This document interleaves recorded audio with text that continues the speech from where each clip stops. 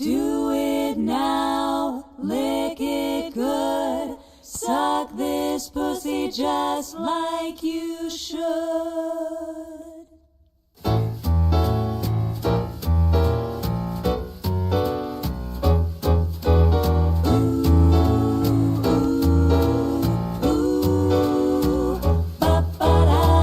All you ladies, pop your pussy like this. Shake your body, don't stop, don't miss. All you ladies, pop your pussy like this. Shake your body, don't stop, don't miss. My neck, my back, lick my pussy and my crack. My neck, his neck, my back, his back, lick my pussy and my crack. his crack. First you gotta put your neck into it. Don't stop, just do it, do it. Then you roll your tongue from the crack back to the front, and then you suck it off till I shake and come, nigga. Make sure I keep busting nuts, nigga. All over your face and stuff. Slow head, show me so much love. My neck, his neck, my back, his back, lick my pussy and my crack. his crack. My neck, My neck, my back, lick my pussy and my crack. Lick my pussy, Bobby.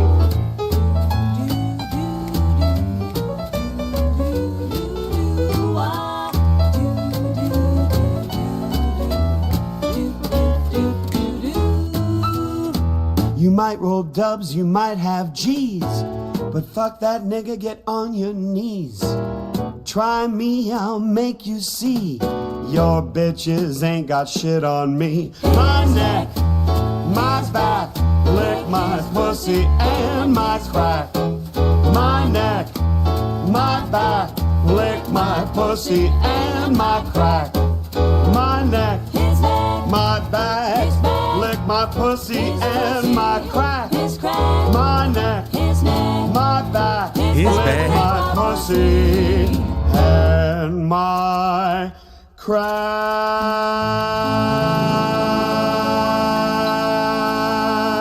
Again, I continue to have the greatest playlist of all time. My playlist cannot be beaten. You try. What will be our prediction today? You've been on a roll lately. What are you talking about? What are you talking about? What prediction? What the hell was I predicting? What are you talking about? What? Prediction? What are you talking about? What the fuck was I predicting? Hello? Did I miss something? I might have missed something, because what the fuck was I predicting?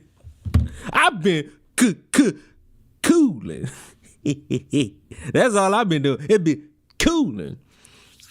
You always call shit right in the last. Oh, you right. Well, I don't know. All I know is, for one, I've already watched like a little bit of it. So it really isn't good. I'm going to say it now. I'll say it now. I've already watched like one of the videos, not in full. I just stopped watching because it was so like stupid. I just had to be like, you know what? It's time to get back in the stream. So for one of them, I'll cop to it. I watched a little bit beforehand. But hi everyone, welcome back. We even though you're liable to give up at some points, I'm still streaming a little bit consistently. Yeah. A little bit more consistent, a little bit of consistency going on. Isn't it great? Fun fact: trap music is a Wasn't that great to learn about? Didn't you have fun hearing what I assume is a white woman try to explain to you that it really doesn't exist unless? That was great. It was so awesome to see and hear for the first time. But hi, everyone. Hello, hi. How are you all doing? There's packs that I can open, and I will. I'm a 96 overall, thanks to all the e-begging, bills, no. But things under the horizon, yes. Now, we all know the one video I can't finish at all. There's a video, the video of I'm going to assume trans woman talking about the differences between video essays and drama. I can't finish that video. In all good conscience, I just can't. I just can't. I can't in good conscience finish that video. But my algorithm has now given me videos about video essays and plagiarism now. This is great. So now I'm about to watch a guy sit here and explain how he plagiarized videos and no one noticed. Mind you, this is not something you're going to jail for. Let's watch some Family Feud. No. I don't respect Steve Harvey in any capacity. I don't respect Steve Harvey as an individual. Sorry. Cat Williams put the world on game. You can't trust a lot of black people who make money. But here we are, hi-ho Silverwind. I'm just gonna rip it. Hope you all have been having a glorious Wednesday. Is that the day? Yes, it's Wednesday. And I hope any of you who are in the middle of or the ravage or whatever this snowstorm might potentially be, I hope you're safe. I hope you got some provisions. I hope you have an ability to stay warm. And I hope at the end of it all, everyone makes it through. I hope everyone makes it all the way through. But before you potentially die of frostbite, let's suffer in silence and in peak volume. The title of this video is not clickbait. Oh, wait. White man alert! Years ago, I effectively stole 2 videos from 2 other creators, and it's been weighing on me, so I want to talk about it and talk about where... Why has it been weighing on you, if I ask with any sincerity? Is it because you realize that no matter what you do in this life, you will always be haunted by something that didn't affect anybody but you? My head was at when I did it, not to exonerate myself in any capacity, but really to try and explain my thinking behind it. But why now, right? Like I said, it's been 10 years since I did it, and no one's pressuring me to come out and speak about this. No one's like blackmailing me or saying that I need to confess or anything. To be honest, I don't even think anyone noticed, and that honestly might be the worst part of it. As I'm sure we all... Why would anyone care? Why would a collection of people bother to care that you plagiarized a video? Like, what is on everyone's mind as life begins to progress? I hope that it's, hey, in the middle of the world and how we all perceive things and our objective realities, we start to realize that we got to be better in how we communicate. I think that would be a good way to look at life. I think, but you know, I'm often proven wrong by society and what it has for me, because many times I can't seem to be on the same level of existence as everyone else. Oh no, it's been over a year since a bald-bearded guy released a video essay about plagiarism on YouTube. I'm of course talking about myself. I did that on May 8th, 2023, which is months before H-Bomb did it, so... Okay. Are you proud of yourself? Are you happy? I'm not gonna make it through this, am I? I'm not gonna make it through it. I really think the more I understand like YouTubers, the more I walk away from it thinking, wow, this is a genre full of people that just suck and they need somebody to calm them down. Sometimes the algorithm on my TikTok allows me to see things that I don't want to see. Apparently, there's this big kerfuffle between like 4 black TikTok content creators, and man, I'm gonna just be honest, watching all of them explain why they all hate each other proves my theory that a lot of motherfuckers are just miserable, and all that phony I'm a hero, I'm an activist shit really proves that we are not a strong society at all. At fucking all. Who's stealing from who now? Although, to be honest, you know, he already made a plagiarism video before his bigger plagiarism video all the way back in 2017. So again, we come back to this question of like, why am I just now wanting to talk about this? This video came out last... Because you want to make money on YouTube and you had nothing to talk about? Year. It's been over a year. Why didn't I make the video that I'm making right now all the way back then? Or at the very least, why didn't I mention it in my own video about YouTube plagiarism? And to be honest, the main reason is because I didn't think what I did was that bad. I didn't take people's videos verbatim. I didn't plagiarize word for word, you know, sections or even entire videos. I saw videos that I really liked, and I took the topics of those videos and I sort of remade them in my own way without crediting the original source. And much like every YouTuber does any fucking way. So it's like, you're not going to jail for this. What are we doing? What are we doing? You're not going to jail for any of this. I was led to believe that that was okay, but we'll talk more about that later. Let's get into the actual videos, just so you can sort of see. Fuck, bro. Every cooking channel. Everybody who makes a cooking video deserves to be burned at the stake. Why? How dare you make a steak video and then make another steak video? What I'm saying here. So 10 years ago, on August 20th, 2014, I posted a video, Howard the Duck was stolen from Marvel. It got a good amount of views, honestly, over 300,000 views, which was great for me at the time. I mean, it's still great for me. I'd love a video to hit that many views right now. This is a story, if you didn't know, about a comic book, like unofficial crossover between Marvel and Image Comics. There's a Spider-Man and Howard the Duck story, along with a Savage Dragon and Destroyer Duck story, and they sort of cross paths at a certain point. And it's a little complicated to get into, but basically the idea is that this unofficial crossover was a way of trying to, steal the real Howard the Duck from Marvel into Image Comics. Hence the title, Howard the Duck was stolen from Marvel. There's my thumbnail that has this big clone with an interrobang and a big arrow. Classic 2014. This video is 24 fucking minutes. I don't think I'm making it through this. Get to the fucking point. But I feel bad for not even mentioning them or crediting them in my description for this is where I got the idea from. And there's a reason for this. Again, I'm just trying to explain my headspace. I'm not trying to exonerate myself in any capacity here. I believed at the time that this was a real historical thing that happened, and nobody owns the history of the world. So I thought it was totally fair game to also cover the exact same topic, pretty much at the same time they covered it, just a few weeks later, but turning it into my own video, adding a little bit of my, style on top of it, maybe some additional research. I don't really remember. I don't know. I just always felt bad that I so distinctly remember getting my video idea from their video and just, not even mentioning them in the description or anything like that. I did have my own podcast back in the day called the Nerd Sync podcast, very clever.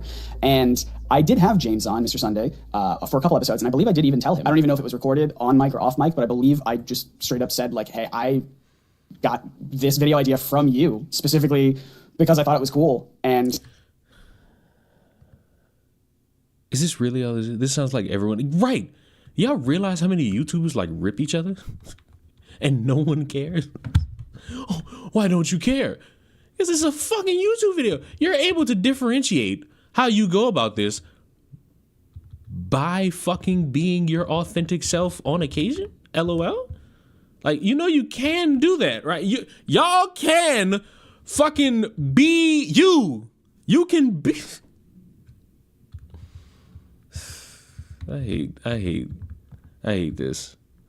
No one's committing a crime. I'm sorry. I know we all like to pretend we're the villains of some random fucking story where we all fucking sit there and we touch each other and we all touch butts and it's oh, guess what I did today? And it's this big controversy.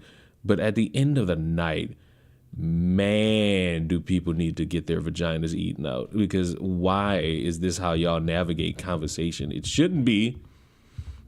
But because no one knows how to communicate and talk to one another, this is what we have to fucking stomach and deal with. He's a chill guy. He may have even said, oh, that's okay. No one owns history. You can do whatever. Because that's just the sort of sweetheart that he is. He's great. I don't know. I just felt like it was time 10 years later to at least admit that. Wait a minute. Okay. Strike 1, 2, and 3. So wait. In 5 minutes and 39 seconds of a 24-minute video, you sit here and cut your own balls off. And you go to the guy who you apparently stole from and is hey, I ripped this video from you. And that motherfucker doesn't care. This motherfucker's oh, no one owns history. That's the end of the fucking story. Oh my God. What a fucking tight end pull I just got. Are you worth being on my team right now? You have a 95 speed, and that's probably the only advantage. That's the only advantage you have. You're not worth shit. Ooh, whoa. I mean, you could be the backup. You'll tackle better. You'll pursue better. You better in man. Man, I'm gonna hold on to you for right now, but I'm gonna have to fucking think about this shit. I'm gonna think about getting rid of you. Hey, that video that I did, I got from them. And I even feel bad, specifically that my video has more views, 300. Oh, skill issue. Maybe they should get good at making content. Or at least being engaging with the information they're producing to the world. Hold on. Did I just get a second hit? I just got a second hit. Harrison Taggart. I don't need him because I have a fucking middle linebacker class that is disgustingly better than him. Like a 96, a 95, a 95, a 95. Like my fucking middle linebacker class is way better than this motherfucker. Goodbye, buddy. You're going in the auction house. Goodbye, buddy. To the auction house with you. Bye-bye. And versus his 265,000. So I will leave a link to his video in this video's description if you want to go check it out. Gosh, I feel like I should watch these videos, like sort of react to them. Okay, no, I'm not watching the rest of this. I know how to fucking tackle this. Hey, every single anybody, you know what? I got to do the thing. Even though I'm like a small content creator, no one believes. I have 5 viewers. I have 5 viewers right now on Twitch, and I have 27 people watching me on YouTube. I'm such a small content creator. Let me help y'all out real quick. Everybody make the same shit. You have to do something a little bit different. Their research is not theirs. They got that shit off Wikipedia and Google. They did not spend decades pining through the history books. They went to the internet to look shit up and make a video. It is just that simple and just that easy.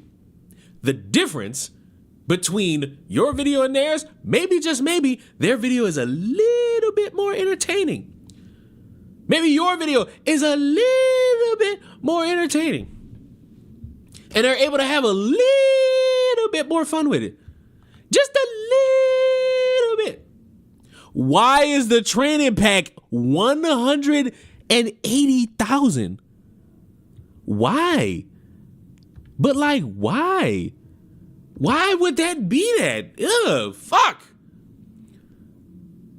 What I'm gonna need motherfuckers to start doing is to stop feeling bad for making content. It's content. Unless you're making something that's egregiously fucking wrong, you have no problems. You have no issues. You just making up shit to feel bad, hoping somebody rub your ass. The internet is so wild because I expect this to be an experiment in seeing if people would notice if a video was stolen instead of an actual apology, but I guess it being a sincere apology gives me more hope for this website.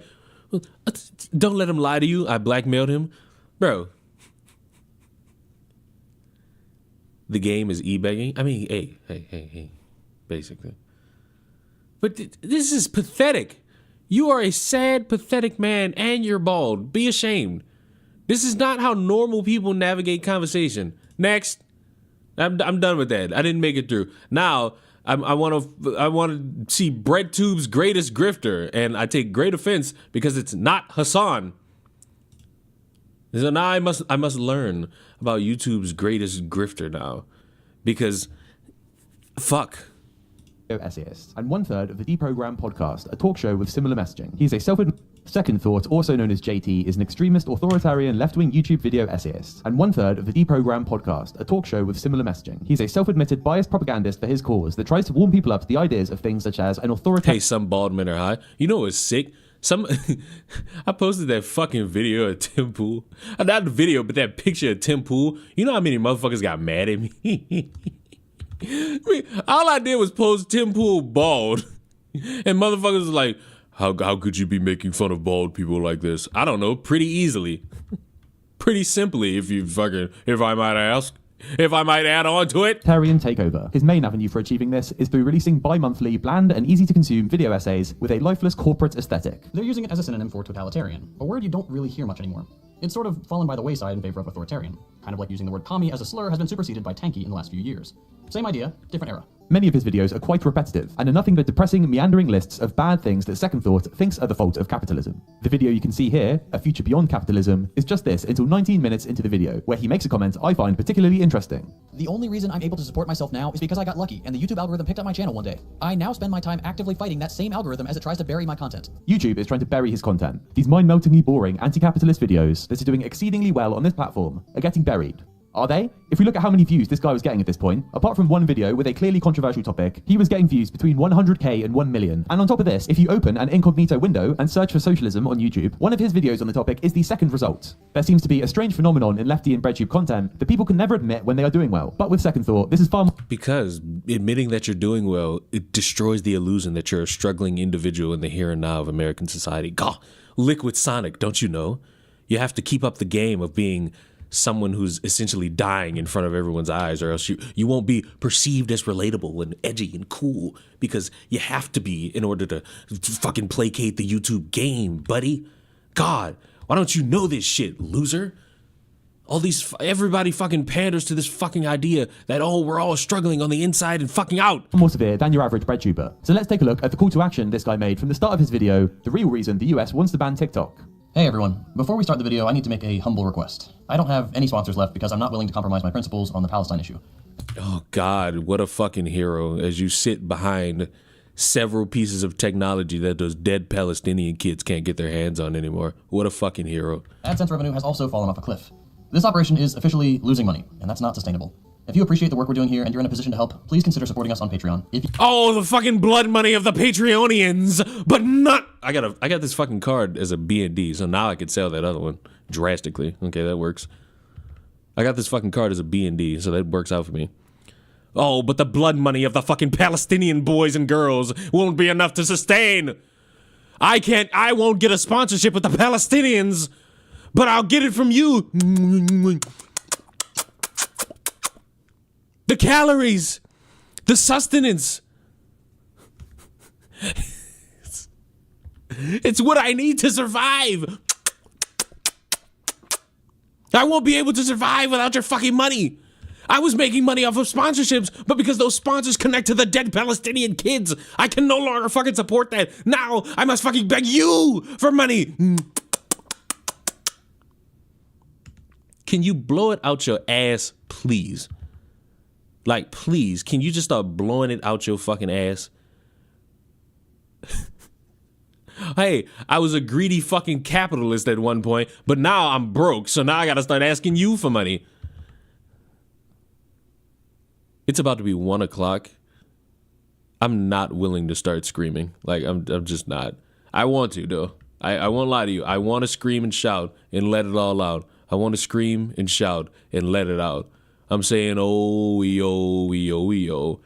And I'm down, rocking it. Let me see you hit this bitch. If you're able to chip in even $1 a month, I would greatly appreciate your support. Hope you enjoy the episode.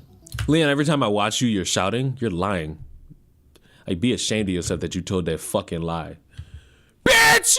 I don't buy this. Like, the first thing to note is that he commonly cites his channel is 100% grassroots funded. Second thought is a 100% viewer funded operation. This channel is entirely grassroots funded. If we look at the lowest tier on his Patreon, the ad absolution tier, he writes, one of the ways I keep my channel afloat is by running ads before the videos. No.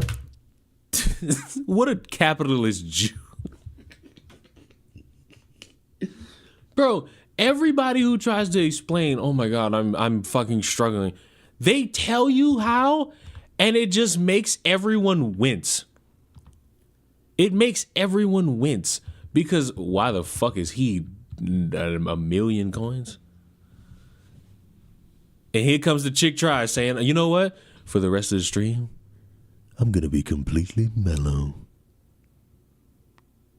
Just to prove all of you wrong in my abilities of being a calm talker.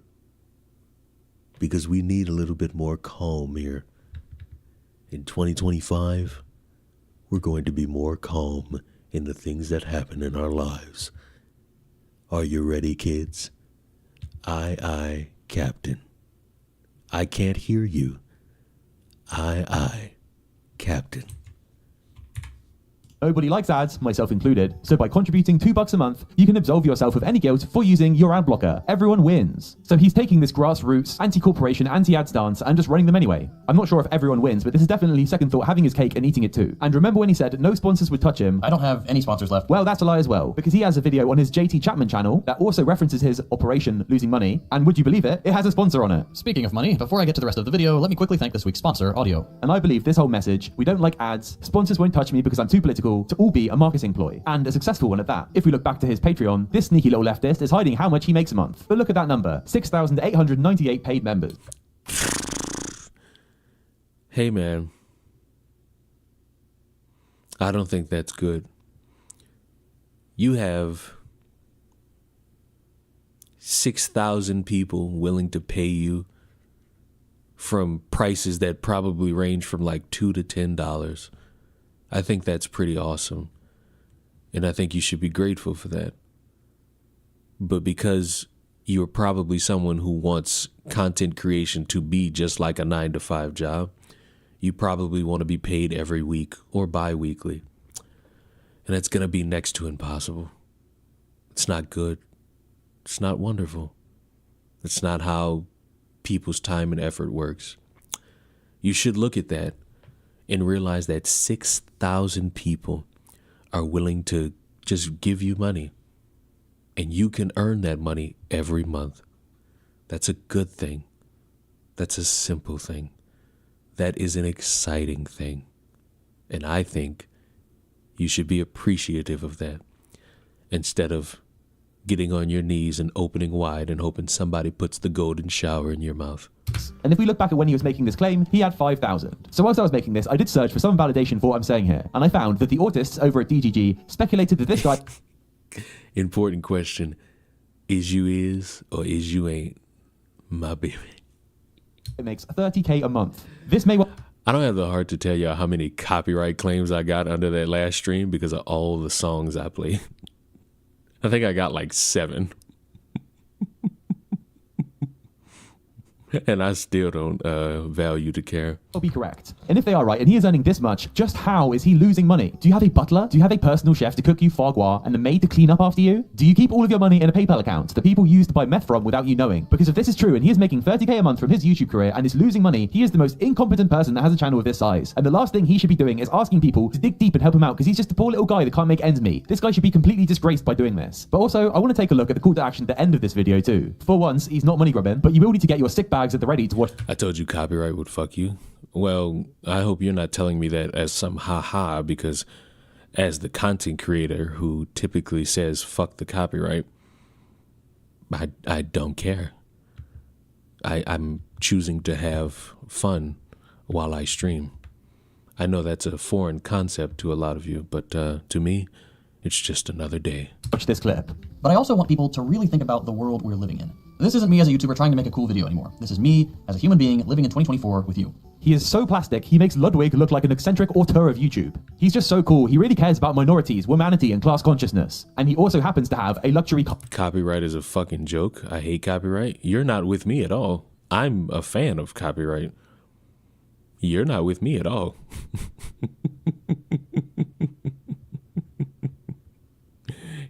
You're not with me at all, sweetheart. I'm cool with copyright.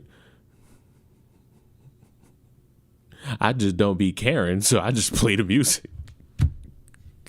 All they gonna do is say, hey, whatever money I make from the stream, it just goes to them. I'm like, okay.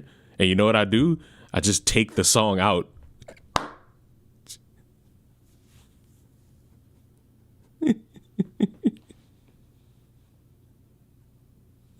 Did you hear about the NIL agent who got his feelings hurt by two? Hey, don't come to the green wave thinking you go just like have it easy out here. Not at my college, not at my alma mater. When's the ASMR channel gonna pop up? I think I'm done making YouTube channels. I think the cooking channel was the last one. Cause on top of the main one, this one, the Twitch channel and this, y'all out of y'all minds.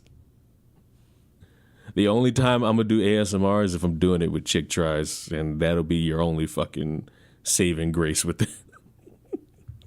You won't get anything else out of me in terms of ASMR. Sorry, but also not sorry. It can't / won't be done, won't be done.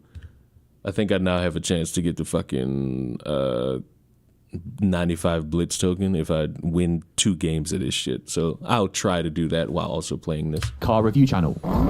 As of right now, you can catch our new car show, Grand Test Auto, right here on YouTube. That's right, the guy that's made a career off of talking about class consciousness decided in all his wisdom to start a channel where he reviewed luxury cars with his friend. How insanely out of touch with this world do you have to be to think this is an appropriate move whilst holding the beliefs you do? On top of that, he's also a big environmentalist guy. And when he's critiqued on this channel being hypocritical, he completely sidesteps the point. We can see here a commenter writing, after so many vids on climate change, you're going to upload video about supercars. supercars? Am I the only one who sees the hypocrisy? Do as I say, not as I do. Second Thought responds to this saying, don't be ignorant, the 6 biggest cruise ships, 6, produce more emissions than every car on the road. Focus your anger where it counts. Oh, you stupid motherfucker.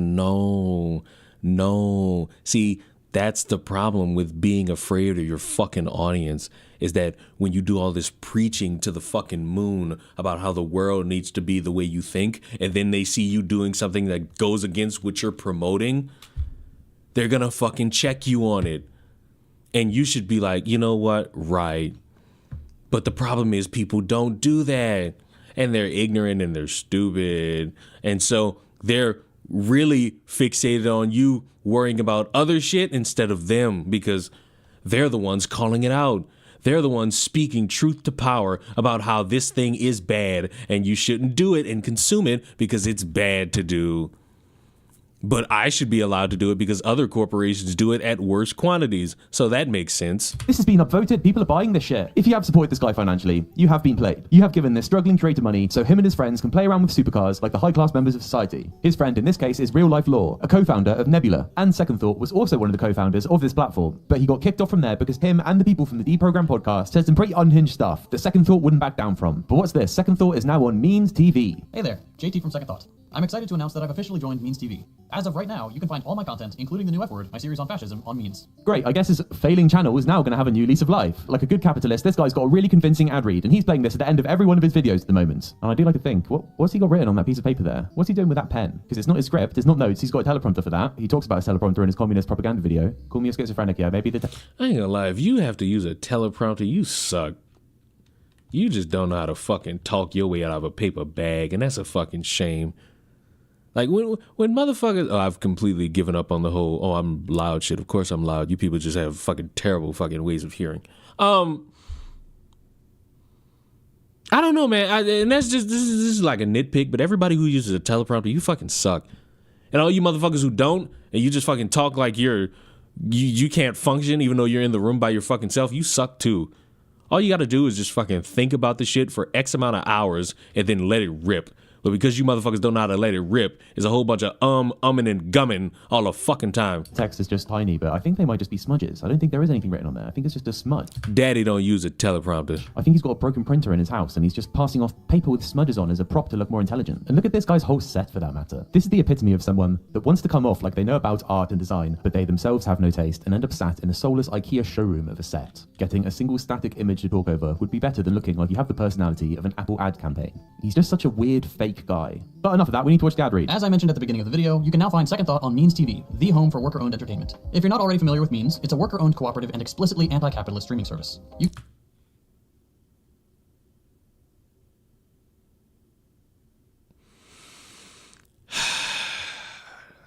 What? How is it? I would love to know how it's anti-capitalist. Mind you, if I were to look at this app and I see anything that has to do with in-app purchases, we're gonna have a fucking problem. You can find everything from my videos to original series like Means Morning News to feature-length documentaries like Abby Martin's Gaza Fights for Freedom, with more amazing content being added every day. As you all know, socialist creators have to walk a fine line here on YouTube. We're always having to contend with age restriction, demonetization, and outright suppression, which for some... Damn, that's crazy. It's almost like rules, which I don't understand how y'all still don't fucking get it, but LOL. reason right-wing outlets never have to deal with. Again, victim. My side's the victim. Unless you've actually been banned or demonetized, it's so annoying to hear people pull this stuff. And maybe I've got some bias here, but I don't believe that it's progressive lefty people that are always getting banned or demonetized from YouTube. But Second Thought does have something to say about the TOS. But now with Means TV, we're able to say things the way they are. No pulling punches, no beating around the bush to trick the all-seeing eye of the algorithm. Means TV gives us the freedom to make the content we really want to make and say the things we really want to say. I mean, maybe I'm just fucking crazy, but do I strike y'all as somebody who ain't been saying what the fuck he want to say?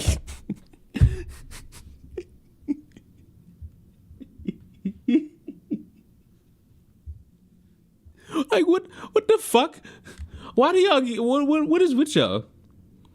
Out of all the fucking things under the sun, why is it always, hey, now we can go somewhere and say whatever we want up until we do some dumb shit that gets us banned off that fucking platform? Because every platform, I don't care what any of these motherfuckers say, all of these motherfucking platforms have rules. Some of them don't enforce them as much as they should, but they have rules. And when you break them and they catch you, what do you think they're going to do? Get rid of you. I said this shit when Elon bought Twitter, and all these stupid ass conservatives are like, free speech is black. I knew that wasn't true. They knew it wasn't true, but they needed a lie to parrot, and that was the one. And all it took was a moment in time for when a bunch of select individuals started getting money taken away from them, and they started getting censored on Twitter. And now what do you see? The same people who was dick sucking Elon about this shit are getting consequences because they criticized him. And now they're all screaming, this isn't a free speech platform. Duh. And what's the new gimmick now? Oh, we're getting rid of fact checkers for community notes, which is essentially a bias. And not a good one, by the way. Because the same people that cheer fact checking or community notes are the same people who get mad when they get community noted for a lie. Mind you, all them fucking lies y'all fucking spread about that fucking New Orleans terrorist shit. Man. It was funny how in a couple hours it went from, hey, this illegal immigrant crossed the border 2 days ago to it's an American from Texas who's a veteran. And all the people that spewed that shit, at least on Twitter, never fucking owned up to that. Never owned up to it once. But hey, it's CNN that tells all the lies, and only those lies. A ding ding ding ding ding. Oh, okay, wow. Maybe they are going to say some crazy stuff. Looking forward to checking this out. A full year of Means TV will run you just $88, which is like the cost of a single DoorDash meal these days. And guess what? I support H-1Bs. I'm in favor of the whites being eradicated and the fucking immigrants taking over. Congratulations on what y'all voted for. Y'all voted for a billionaire. Y'all voted for the businessman. And y'all know what businessmen do? Make money. And you know what they hate doing? Spending money. And you know what they're going to do to make sure that they can fucking end over? They're going to hire people for less money. Hey, no, they should invest money into the schools of technology. That costs money. Money they don't know if they're going to get a return back on. So why risk that when you could just hire somebody for less?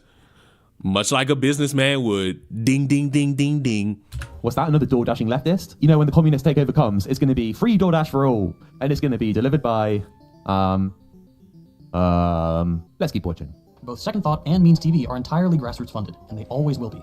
So if you'd like to... You see about him renaming it the Gulf of America? Yeah, whatever happened to the eggs and the gas prices?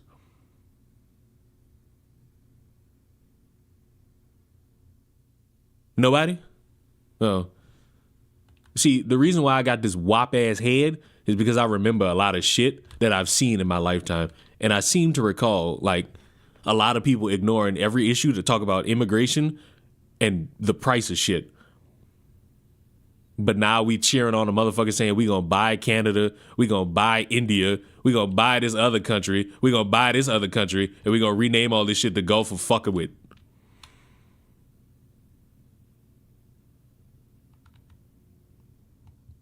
And you know what's sick? Somehow this shit is okay. Somehow this shit is cool in a lot of people's mind. I don't know how. I don't. I don't know how y'all listen to this motherfucker talk and don't be like, huh? Because I be confused hearing this nigga.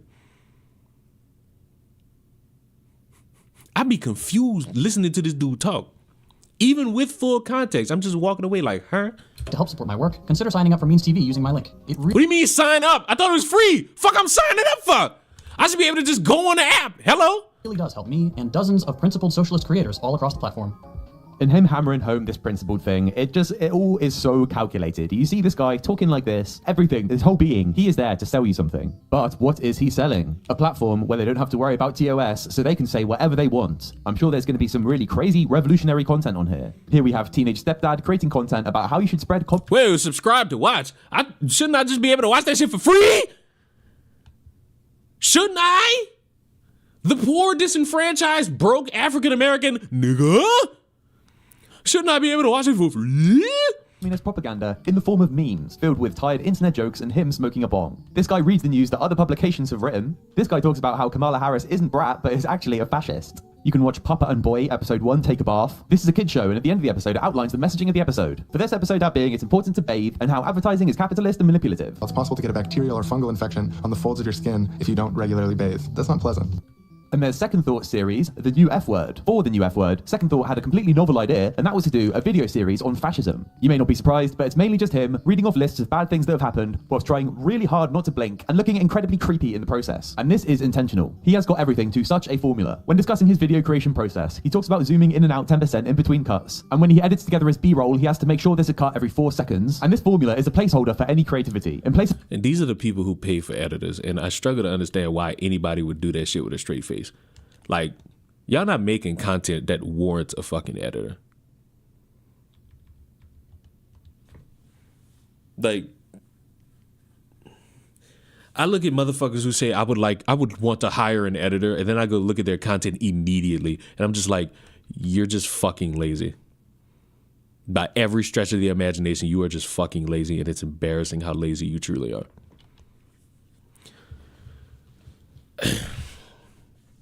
When I wanted to fucking figure out how to make thumbnails, even in the most bare bones of fucking ways, number one, someone taught me, and number two, I went on YouTube and just typed in how to bold highlight fucking letters, how to take an image off of one picture and put it on like a blank canvas. Like, how do I do that? How do I make that happen? How do I put forth the effort to be more than what I truly seek to be, you know?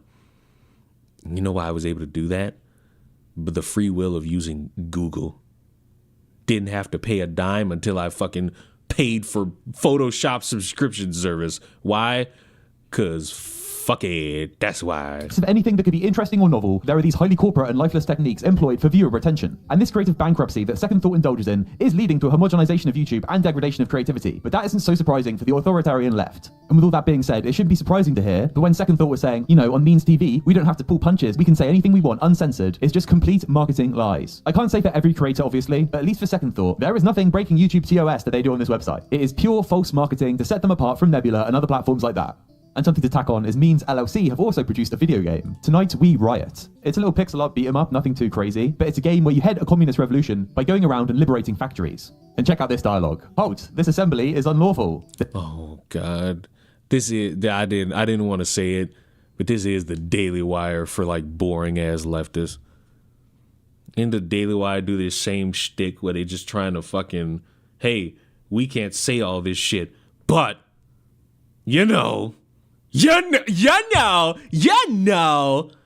we should be able to. There's only one way through. Direct action.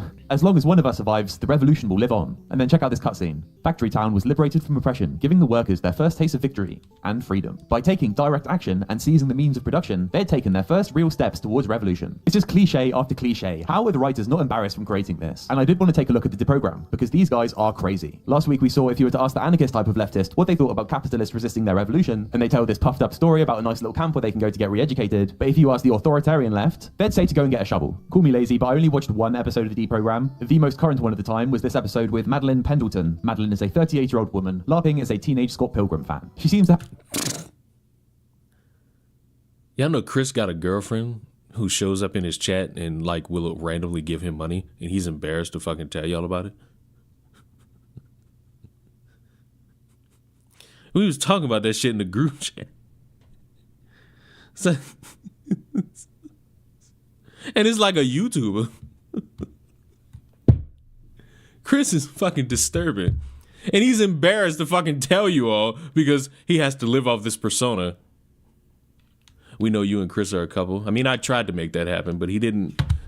He doesn't want to go gay. To have some controversies and pretty crazy takes that I did want to look into, but there was a bit of a roadblock for me. The more I learn about that shit, the more I realize how out of touch and absolutely... Yes, the bitch was in the chat. The bitch was in the chat and she gave him money. I'm like, what the fuck? And of course, she's white because Chris Chris tried to play it off like he got jungle fever, but we don't. insane I sound to other people around me. And that, to me, is the biggest testament to the success of American propaganda. Like, I can tell somebody a literal fact and present the data from the CIA's own website, and I still sound unhinged and deranged to them. Maybe it's not my place to say, being British and that, but I struggle to understand how people exist that actually talk like this. I tried to get some more information about this person without hearing their voice, and this clip from this video I found to be particularly funny. I won't get into every hairy detail of the dozen or so long-form videos that Madeline made during this unraveling this week, but I will share this. Madeline ended up drawing a direct comparison between herself and Fred Hampton, who is the founder of the Rainbow Coalition, i.e. a prolific civil rights activist and a Black Panther who paid for his beliefs with his life via FBI assassination. It should go without saying that this is both delusional. Why are white women always speaking? Like, who decided this? Like, who? Like, I don't know what it is. Maybe I'm just fucking hateful, and I can accept it. But when white women, no matter the political affiliation, open their mouth, I am going to be disappointed. The white liberals just think they know everything about a nigga, and then they get caught saying slurs that ruin their credibility, which is always going to be funny. Don't care what anyone says. And then the conservative white women are like, fuck, we want to vote. We don't want to fucking vote. We just want this. And it's like, well, shut the fuck up. Face down, ass up. Hello? It's like, there are no white people who do good. They're all just doing bad. They're doing bad for society. Fuck. Your opinions are mundane. Your takes are consistent with just being a bitch who's just ready to give it all up for some boyoing. Just go give it up for some boyoing.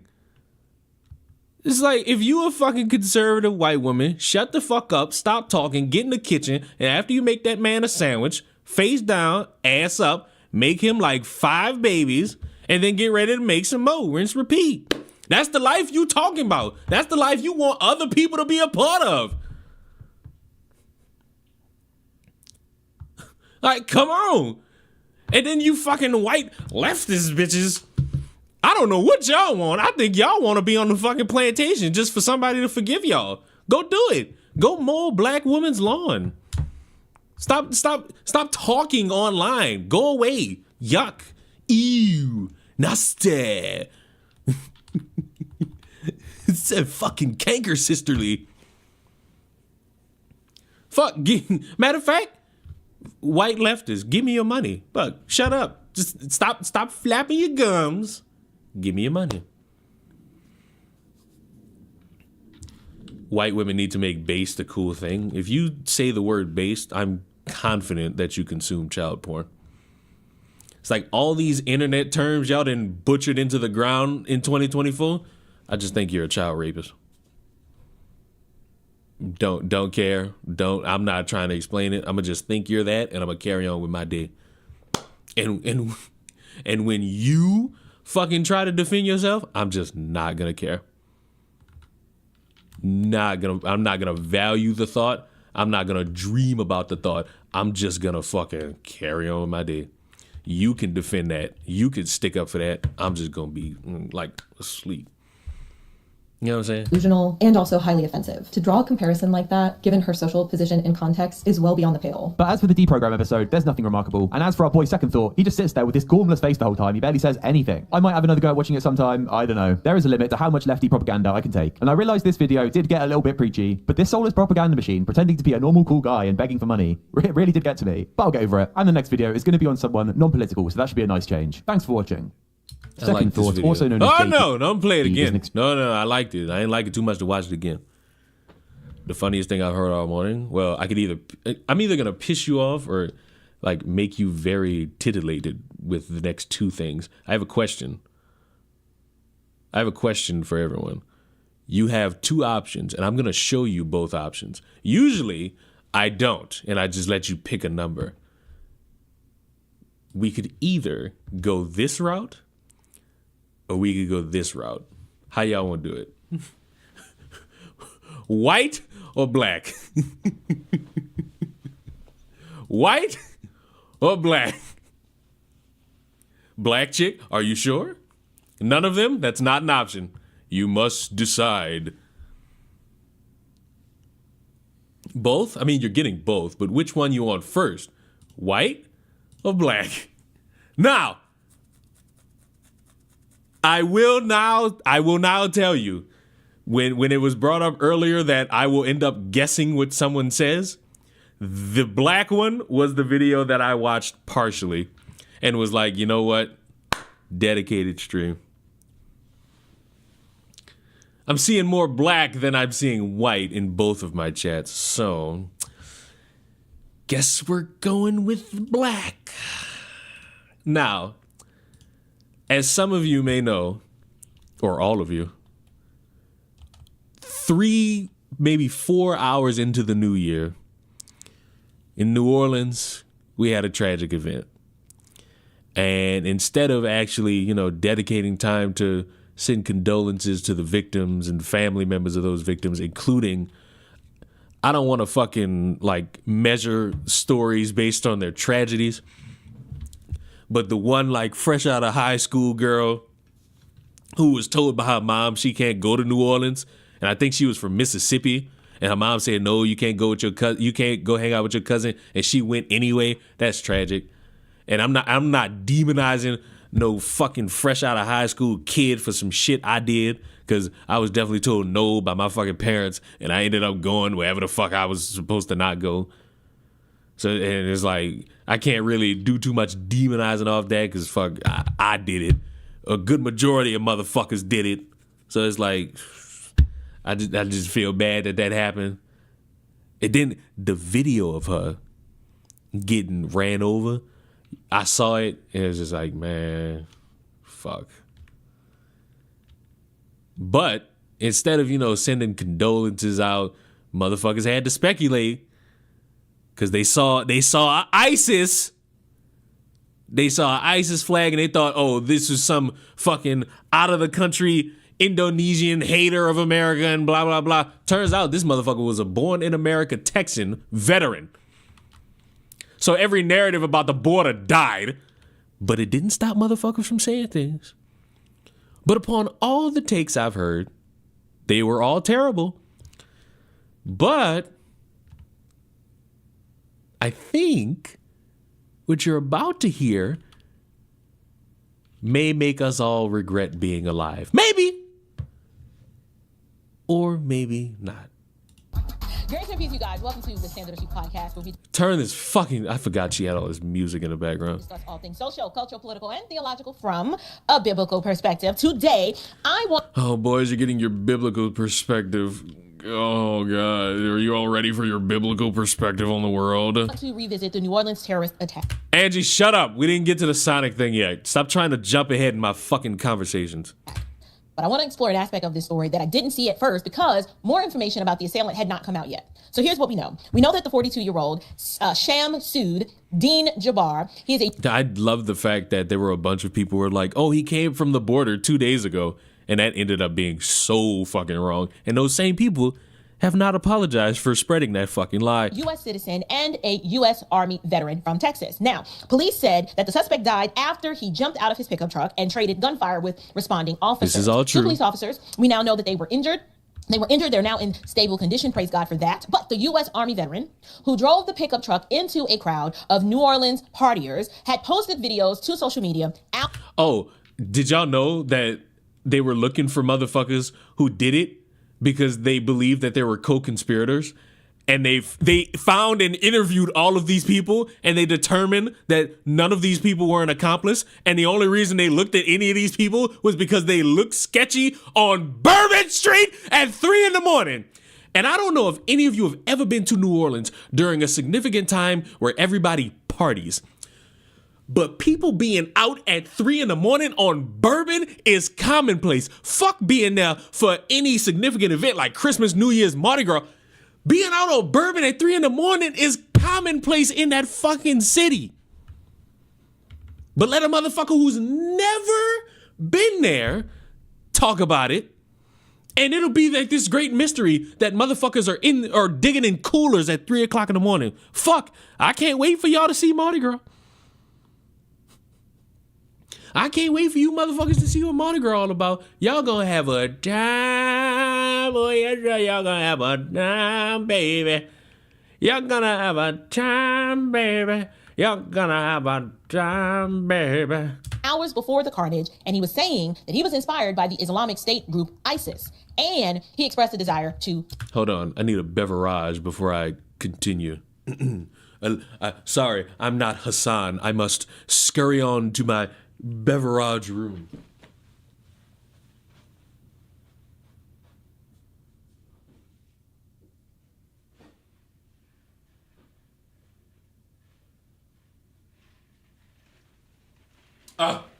I am back with my beverage. Kill. Now, the driver, we now know he killed 15 people as he steered around a police blockade and he slammed into revelers before being shot dead by police. But after digging Okay, we got all the information that would be needed about this guy. A sick piece of shit who killed people. She just laid the groundwork for all that information. Now, are you all ready to just go into the deep end?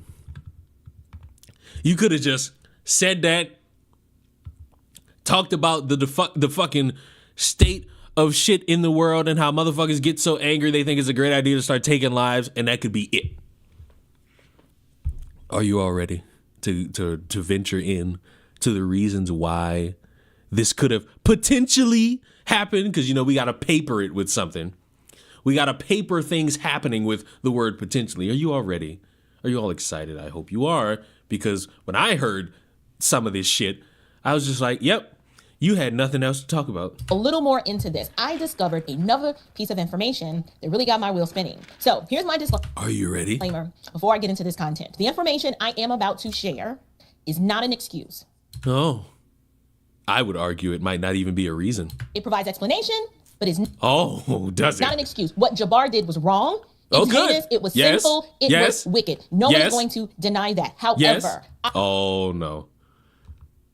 See, we was like on the right track. What do you mean? What do you baby, what you talking about? Baby, what do you mean? However, you was getting ready to hit a home run. Fuck you mean, however. I want to examine a few aspects about his life that if we were just to move it aside from him, when examined objectively, could have contributed to the mental distress that led this man to do the things that he did. It is now known that... Now, before she says any of this, I know everything she's about to say. Up until this point, I know everything she's about to say. So I cannot play the guessing game. I can't do the guessing game with this because I already know what she's about to say. I'm not going to tell you. I just know. But I will tell you that I found it to be absolutely stupid. Shamsuddin Jabbar was radicalized and influenced by ISIS. Now, what is ISIS? ISIS is known as an Islamic state. ISIS adheres to an extreme interpretation of Islamic law, and it significantly... The one with the Cybertruck was a Trump supporter, so anybody who was yelling out leftist propaganda with that, boy, y'all not doing good. Letting y'all information fly in 2025 already. Influences their views on marriage, gender roles, and divorce. That is very important. Don't miss that part. Since we now know that Jabbar was radicalized by ISIS, I think it would be fair and objective to look into what ISIS believed. But more importantly than that, let's examine perhaps the personal life of Shamsuddin Jabbar to see why or how ISIS may have contributed to his subsequent heinous actions. I'm going to be honest with y'all. When people do this, I never care. Because the end result matters way fucking more to me. Like, I care that a motherfucker went in and blasted motherfuckers. No, I don't care to learn this motherfucker's backstory. Why? Because that doesn't stop the next motherfucker. That don't stop the next school shooting. That don't stop the next shooting. That don't stop the next robber. That don't do shit. That's just a continuation to learn about a motherfucker who's dead. It is now known that the perpetrator of the New Orleans attack, he experienced significant personal challenges. Okay, we have multiple divorces, financial difficulties, which may have contributed to his radicalization and subsequent actions.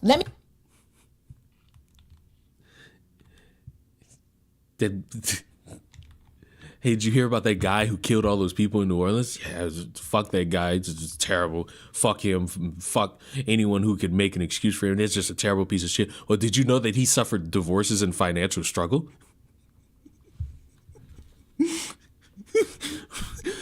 Tell me more. Tell me more. Dun dun. Let me give you guys a little backstory into some history that gives you an idea of what we might be dealing with here. His marital history, it also includes... Okay, I want y'all to listen closely to all of the marital problems that he has to go through. And there's a moment here, and you're going to hear it, and I want to see if anybody's ears perk up, because mine did. And when they did, I walked away from it. I stopped watching this video, and I just had to say, you know what? I'm going to watch this shit on stream. Because I want to have the ability to, in front of other people, air out my grievances with this dumb bitch with this mole on her face. Heavy engagement with the child support system. So his first marriage, 2012. Jabbar's first wife, Nakidra Charles Jabbar, was granted custody of their two daughters, aged 8 and 3. Jabbar was ordered to pay $2,200 per month in child support and provide medical insurance for the children. We have a second marriage on record. Jabbar married Tierra Simone Jabbar in September of 2013. He filed for divorce in February of 2016 in DeKalb County, Georgia. That's right up the road to Peace, citing that the marriage was irretrievably broken with no hope of reconciliation. Then we have a third marriage. In November of 2017, Jabbar married Shaneen Chantil Jabbar. They had a son together. In 2020, Shaneen obtained a restraining order against Jabbar, prohibiting him from sending obscene or threatening messages or causing bodily harm to her or their child. During their divorce proceedings, Jabbar claimed financial hardship, reporting $7,500 a month in income against nearly $9,000 in liabilities. He was ordered to pay an additional $1,353 per month in child support for their son.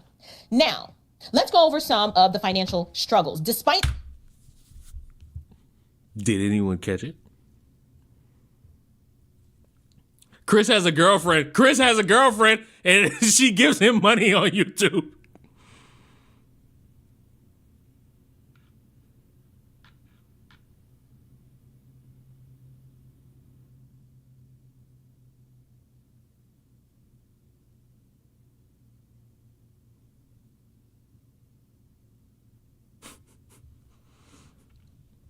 Did y'all miss it?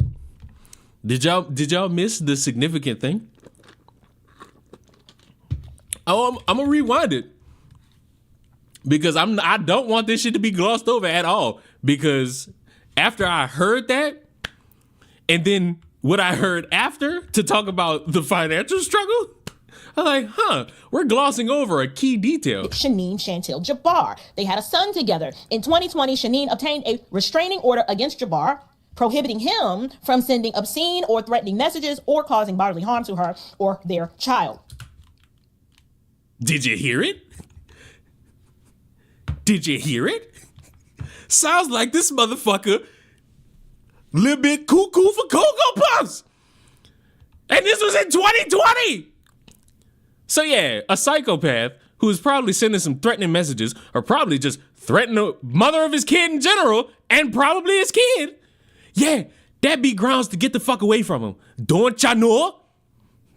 Don't ya think? But let's fucking talk about the financial struggle. During their divorce proceedings, Jabbar claimed financial Fuck, son, when I get divorced, I'll wait 4 years to enact my revenge on random people. That'll help. That'll help my sanity. Hardship, reporting $7,500 a month in income against nearly $9,000 in liabilities. He was ordered to pay an additional $1,353 per month in child support for their son. Now, let's go over some of the financial struggles. Despite earning a substantial salary of approximately $125,000 annually as a cloud consultant for Deloitte, Jabbar faced mounting debts and financial obligations. His income was significantly reduced by court-ordered child support payments totaling over $3,500 a month. Additionally, his property management firm, Blue Meadow Properties, was failing to produce revenue, further exacerbating his financial strain. Now, why is all of this important? It's not important at all. So look, that's where I stopped watching. So from here on out, I'm flying blind. So now I'll guess. I'll take a fucking guess. Looking at the title of the video, I gotta do this smart. Let's look at the title of the video. Is family court driving men into desperation and violence? I have a feeling this woman is going to lay the groundwork to talk about how the world has changed so much that it's not favorable to men, and men get put in these situations where they don't know how to handle things, which leads them into spouts of aggression. And she might try to throw the word feminism out there.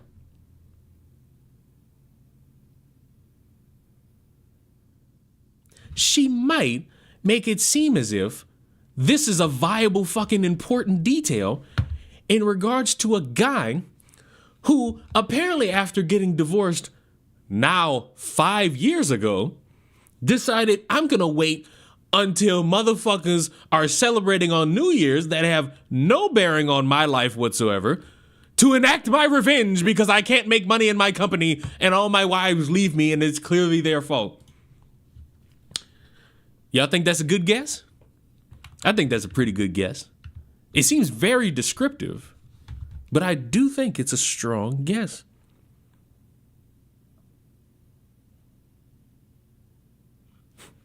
I think it's a strong guess. I could be wrong. But I'm ready to see. Well, the combination of multiple failed marriages, substantial child support obligations, and financial instability likely contributed to Jabbar's psychological distress. I mean, such personal turmoil, it can cause a sense of desperation and vulnerability, potentially making individuals more susceptible to radical ideologies as they seek meaning or solutions to their perceived problems. Now, in Jabbar's case, these factors may have played a role in his radicalization and eventually led to his violent actions. Radicalized ideologies like those propagated by ISIS are expressly condemned for their violent, oppressive, and distorted interpretations of religion. However, it's important to examine why such ideologies may hold superficial appeal to individuals who are experiencing profound personal and societal disillusionment. You still not gonna talk about how the third wife put a restraining on him for threats about her and the son? You just still not gonna bring that up? Like, at any point, you could bring that up and we could be good. But you still haven't done that, and it's upsetting me. That's just something to think about. Here's what you could think about. A motherfucker who probably has some weird fucking standards, not getting his fucking way, lashing out on 3 different fucking spouses. They say in baseball, after the 3rd strike, you out? How the fuck do you fail 3 marriages? Them not relationships. Them not little boyfriend, little girlfriend.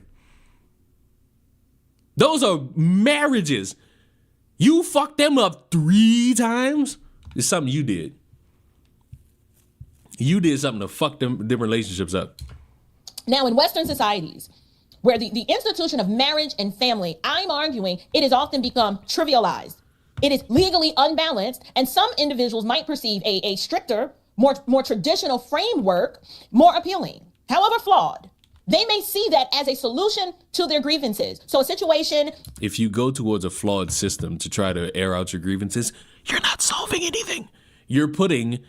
Fuck a Band-Aid on a gunshot wound. You're putting a Band-Aid on an already dead body. Like ISIS and Sharia law and their views of marriage and family and divorce, I'm just saying, for someone like Jabbar, who faced the personal and financial consequences of multiple failed marriages, mounting child support obligations, and societal norms that may have perceived as been more favoring the women in his life at the expense of men, the ideology of ISIS might have seemed, at first glance, to provide some sort of corrective for him. They have a very strict interpretation of Sharia law regarding marriage and divorce. And they have an emphasis on very defined gender roles and male authority. A lot of men want a system that offers clarity, control. Yeah, a lot of men want to be like ISIS. A lot of men want to be like ISIS. That's a great way to fucking sum this up. And a sense of fairness, particularly in the context of his struggles, is what I'm saying. Now, speaking of personal struggles, you guys, I'm sure y'all have heard me complain as I navigate through my own personal challenges. Well, I started working with Magic Mind because they saw that I was struggling with mental performance.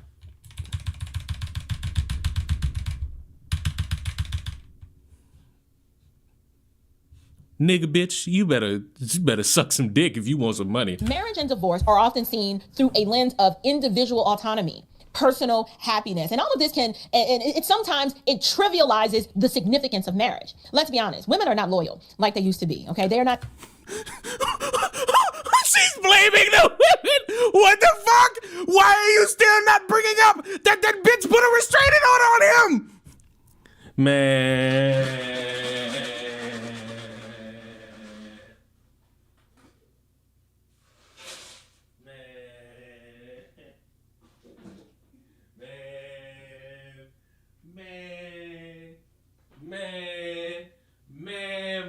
Man. Her mama got ass too. Just give me 3.5 minutes. Maybe even 4. She wanna marry a nigga.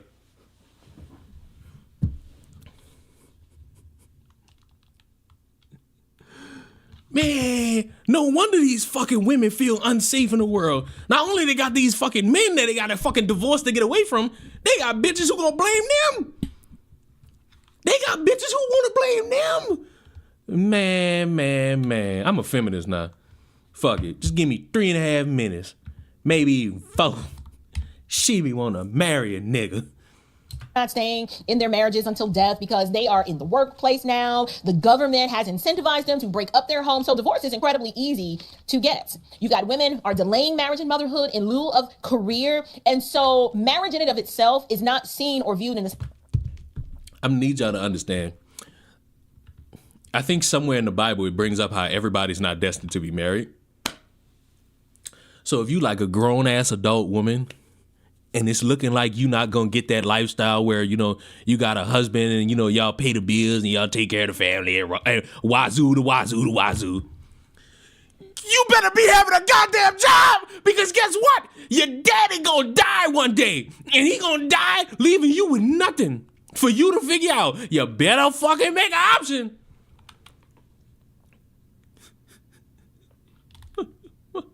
The bear looking sexy. Again, hello. Come to the front of the class.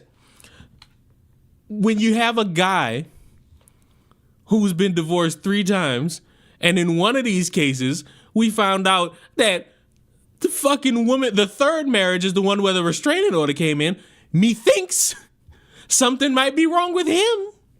And he needs to know, you know, get a little bit of therapy going. A little bit of therapy could work wonders. Same like that it used to be viewed years ago. I would even argue that our government, it provides what I'd like to call a perverse incentive to women to break up their homes. I mean, a woman can literally take everything a man has and he just has to deal with it. Not if he got a prenup. You dumb motherfuckers refuse to tell these motherfuckers to sign them prenups. That's part of y'all fucking problem. If I sign that, guess what? The love not there if you sign a prenup. Yes, it is, bitch. I'm just going in with a precaution that, you know what? Maybe this shit don't work out. And I'm leaving with all the shit I brought in. You got me fucked up. She can wake up and decide one day that she is not happy and she can file for a divorce. And the court system is overwhelmingly swayed in the favor of women, particularly when it comes to custody and the children. And she can weaponize the police and say, I want him gone. And they just, sir, there's nothing we can do. There's a restraining order. Now, mind you, they don't ever have to prove that you've done something wrong. They just do it. They just do it. And you have. Give me proof. Give me proof how you just like glossed over that and now you're making it seem like, oh, a woman just made it up. She made up protecting her fucking child from potential harm from the man who fucking fucked to help make him. What are we doing? What the fuck are we doing?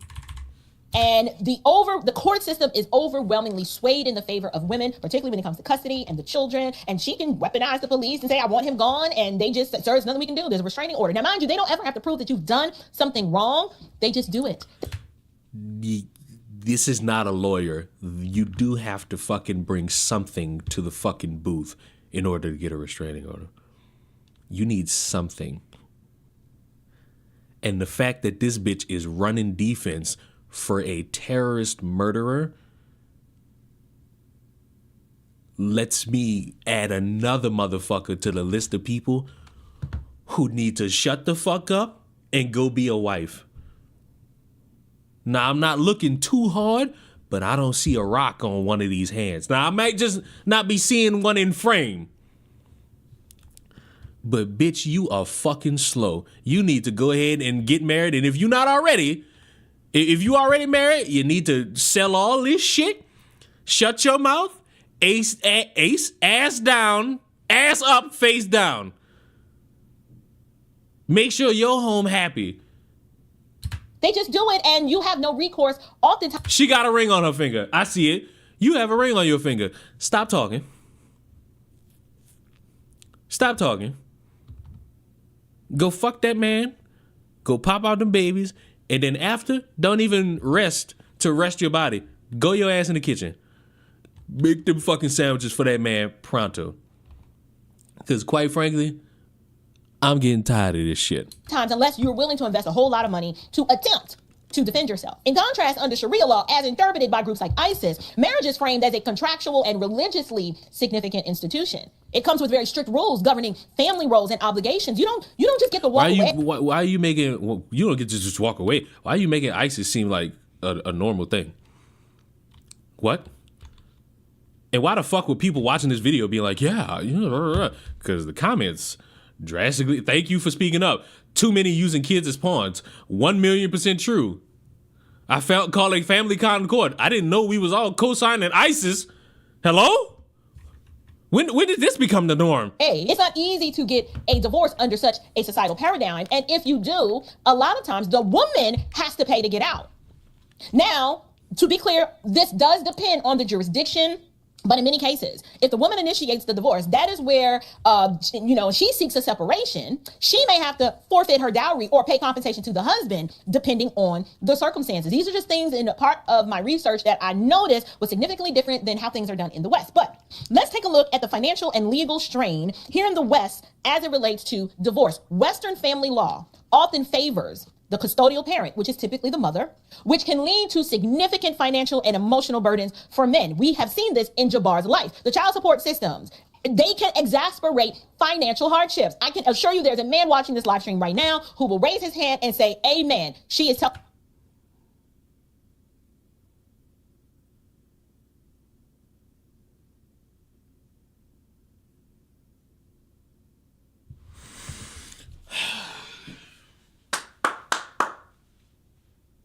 Gotta be the dumbest bitch out of here. We got a top tier dumbass. We got a top tier dumbass in the market. We got us one. We got us a here. We got us a here top. We got us a here. We got us a here top tier dumbass.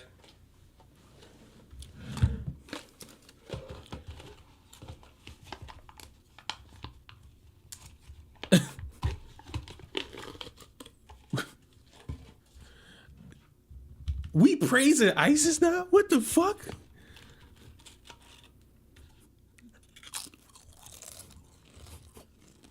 The fuck are we going, bro?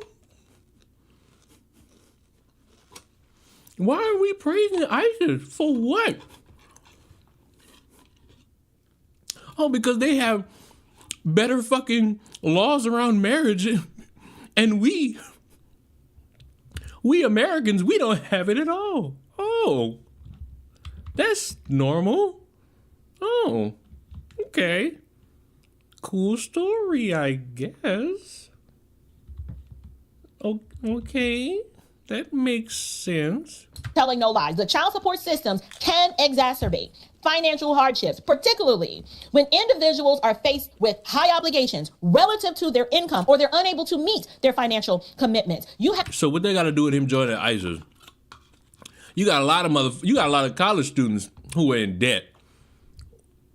Fuck, hell, Hitler at that point? Men who the amount of child support that they have to pay, the court system doesn't care if that man loses his job or if he has to take a pay cut or adjust his hours to now adjust his life to the fact that he's not together with the mom anymore. There's no grace, there's no mercy. They want that check and they want it on time and they will penalize you by suspending your license, locking you up in jail. I ain't never really heard of a female going to jail for not paying child support. I'm sure it happens, but a lot of times this situation is very, very unbalanced, right? I have seen child support ruin families, ruin the lives of men because they can never catch up. The women are merciless, like, I need my money and I need it now, and they're unwilling to work outside of the system to work out their differences. No. And a lot of it is not because this child has these needs and all of the money that's being collected is given to the child. No, that's not the case. A lot of times it's Boonquisha using money to get bundles and go on girls' trips, and the child is often left negligent. I'm begging somebody to like help me figure out what this got to do with joining ISIS. Like I'm dead ass like begging somebody what this got to do with joining ISIS.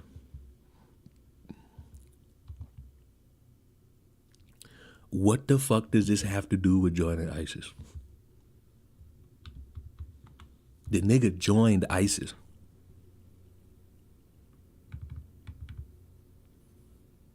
This like when you just say shit and dumb motherfuckers just get in your fucking ear and be like, oh, you found so smart. And nobody got the balls to tell a bitch she's slower than a motherfucker. Somebody got to get in this bitch ear and be like, bitch, if you don't shut the fuck up in the next 10 fucking seconds, I'm gonna beat you. Like, somebody got to get in this whole ear fast because this ain't fucking, this not smart. This shit not smart at all. Like, at fucking all. And I'm taking a significant fucking issue with what the fuck I'm hearing right now. Why? Because I'm John Cena. Recognize. The West has been heavily influenced by feminism, which doesn't like the idea of defined gender roles. I'm like one more stupid ass statement from calling the women. I'm just messaging the women in my life and just being like, hey, if you got married, would you be cool if you got married and then got divorced? Would you be cool with your husband joining ISIS and killing people? I'm this fucking close. Like, I'm this close. ISIS promotes a very rigid structure where men have authority over their families and women, yes. I'm sorry, what did I just hear? The West has been heavily influenced by feminism, which doesn't like the idea of defined gender roles. ISIS promotes a very rigid structure where...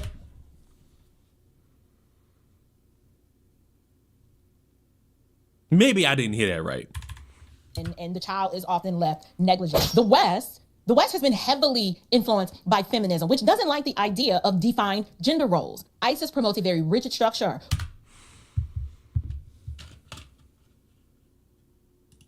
Who's calling me?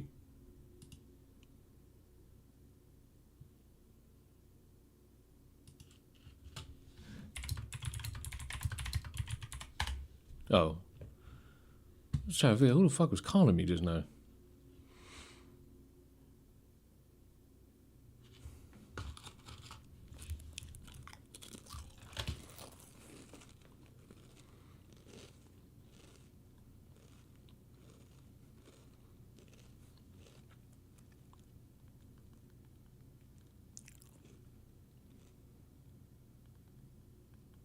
I'm texting the women in my life.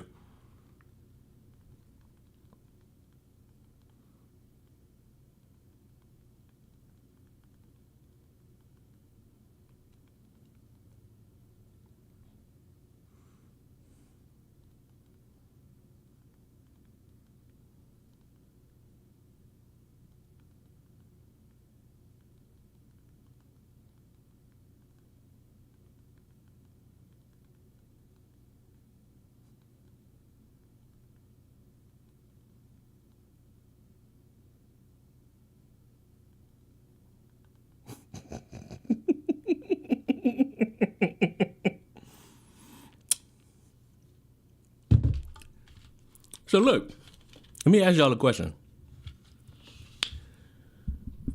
I'm gonna ask the ladies. Kristen Ark, Chick Tries, Janet, if you're still here, Violet, because what grown man calls himself Violet? If y'all got married and then y'all got divorced and then you filed a restraining order because reasons to file one, would you be okay with society blaming you while your fucking ex-husband joins a terrorist group, kills people, and some bitch get on TV, get on the internet, and start praising ISIS for their values.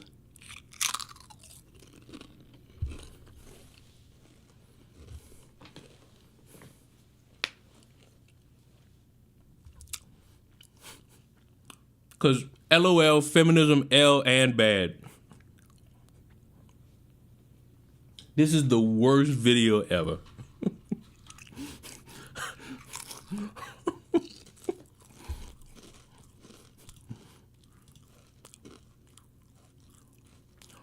That's a lot of financial. Why is nobody talking about how this bitch is praying? You talking nothing but truth? What? You're so right. Lord, help us.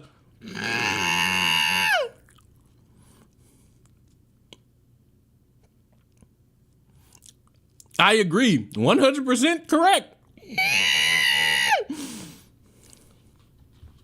This video is dog shit. Truth. Co-parenting is extremely traumatic. 100. Very well analyzed the bitter truth, sister. Did she say rich or rigged? Let's go back and listen. And the child is often left negligent. The West has been heavily influenced by feminism, which doesn't like the idea of defined gender roles. ISIS promotes a very rigid structure where men have authority over their families and women, yes, they are confined to... I heard rigid.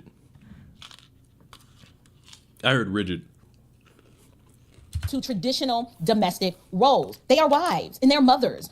For someone who feels disenfranchised or oppressed by the perceived imbalance of Western systems, a societal structure like ISIS may look very appealing. I am not justifying what this means. You just did it. Kiss my ass. Kiss my ass. You just did it. Kiss my ass. Kiss my ass. Get the fuck in the kitchen, bitch.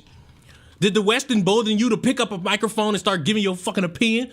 Or you could fucking stick it to the fucking Western societies by being a fucking housewife. Delete every fucking remnants of your fucking online personality. Standing for truth, my fucking ass. Fuck you. Squabble up.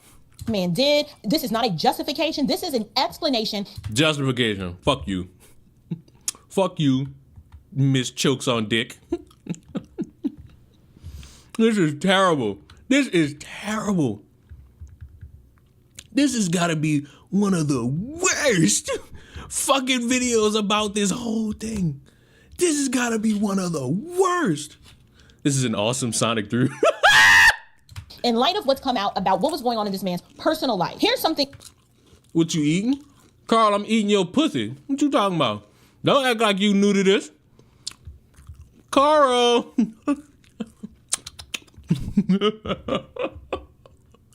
Where the fuck you been at, Carl? You missing out on all the dubs, bro. I bet you ain't get a dub in 2025 on the fucking Warzone. You be ashamed of your fucking show. We out here catching dubs. What a Carl at? Thing else that I thought about as it relates to Jabbar. Let's look at some psychological vulnerabilities, right? Listen, divorce sucks. Okay, I don't care who you are and how much you hate your soon-to-be ex-spouse. The process in and of itself, divorce is emotionally taxing. A piece of you has died. The family is broken. If kids are involved, they are forever changed. It's nothing to celebrate. It is nothing to glorify. It's the breaking of a covenant that is supposed to be forever. And even for the most stone cold, I'm not in my feels kind of guy, marriage changes men. And for the types of men that go into marriages with the best of intentions, wanting it to work, thinking it's going to be forever, when they experience a divorce, it causes them to question their entire reality and it rocks their world in ways that you never dreamed of. It does this for women too, but men... Y'all can share it with me now. Therapy.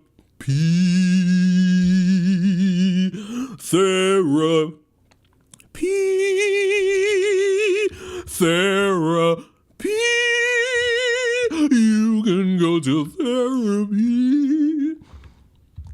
Listen, bro. Somebody who's been to therapy, it's pretty cool. It's pretty open and accepting. Yeah, they got some hullabaloo with it, but wouldn't you expect that anywhere? She's making a lot of assumptions. Incorrect. She's making a lot of justifications for a motherfucker joining ISIS. That's a lot of fucking work to justify a motherfucker joining ISIS. I ain't gonna lie to y'all.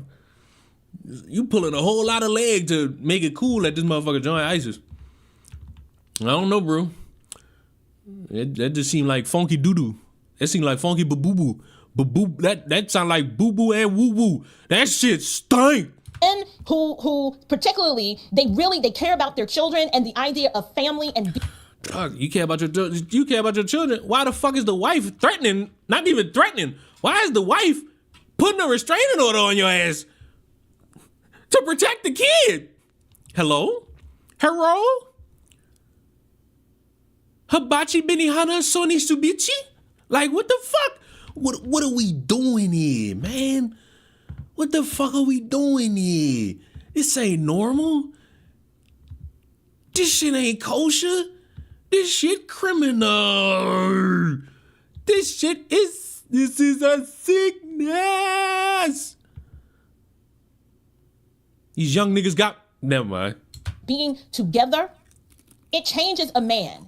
They are defined by the fact that I am married and I have a family. It is very different from women who are like, oh, I have a husband and I have kids and I just love them. Men, it is a much more logical, methodical transition or season of life, and they go into it saying, this is what's expected of me. This is the end all be all. We're gonna live our life, and I'm gonna do this. And you don't hear what you're saying and how sad that shit is.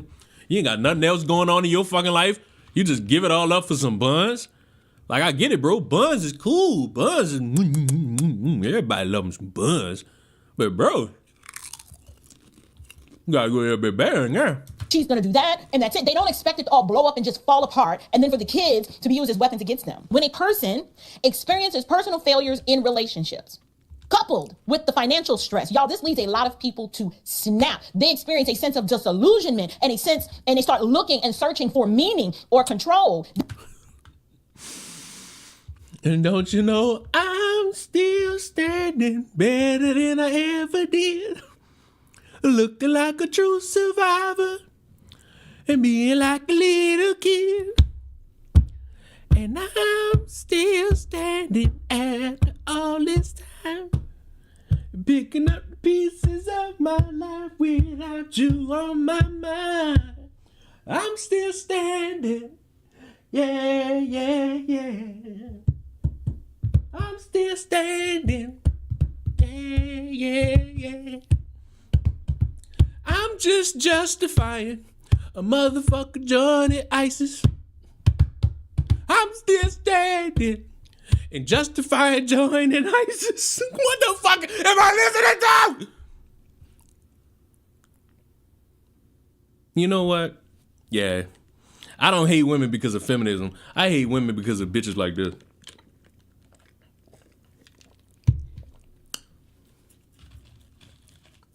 I hate women. Like, this shit, When the war. I can't do it, bro. Carl.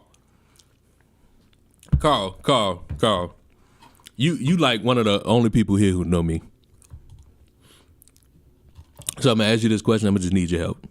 If you got married, you found the woman of your dreams, you get married, and you get a divorce.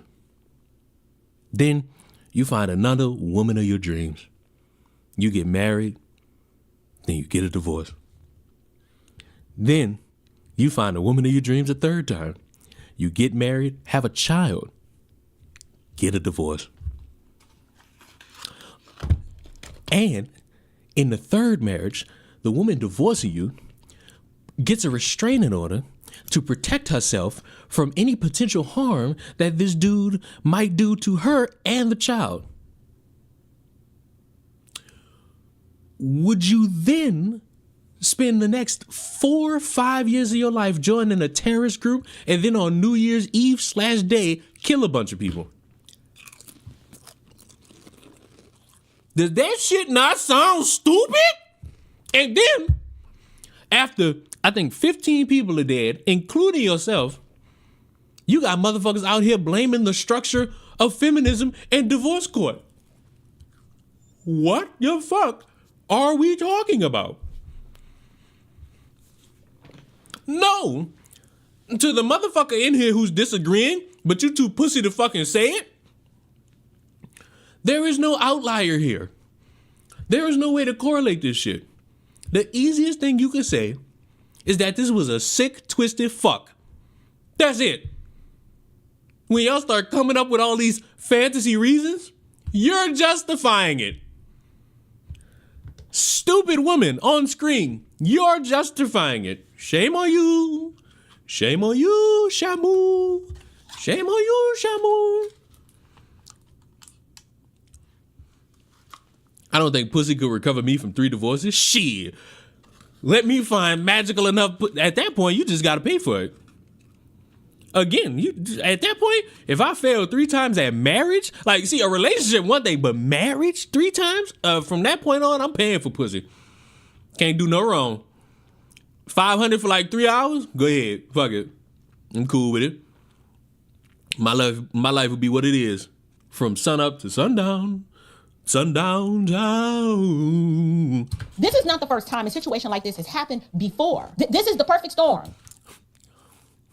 So wait, we should be expecting more men who get divorced to join ISIS? What the fuck? That is terrible. For radical ideologies to prey on such vulnerabilities by offering a sense of purpose. It gives structure and identity within a clearly defined system. Listen, like I said, this is not the first man to go postal and then for the public to discover that there was a divorce or a custody battle that took place. The DC sniper, same situation. Upon further investigation, we learned the ex-wife took his kids from him, moved them clear all the way across the country to where he... Fuck! I wonder why! If you got a motherfucker who's willing to kill other people, shoot other people, and then you find out that people in his personal life left him, that's not the gotcha you think it is. That's proof that this motherfucker was a psycho. Could not see his kids. The man lost it. The man lost it and dedicated so much of his time to try to target. The ex-wife was the target, but all of those other people. What the fuck? This shit is terrible. This is terrible. This shit is terrible. This shit is terrible. This shit is so bad. I gotta do this.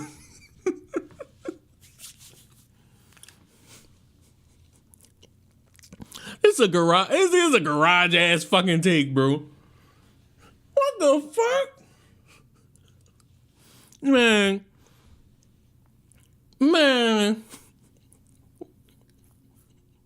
This shit is terrible. This is the worst fucking justification for killing I've ever seen.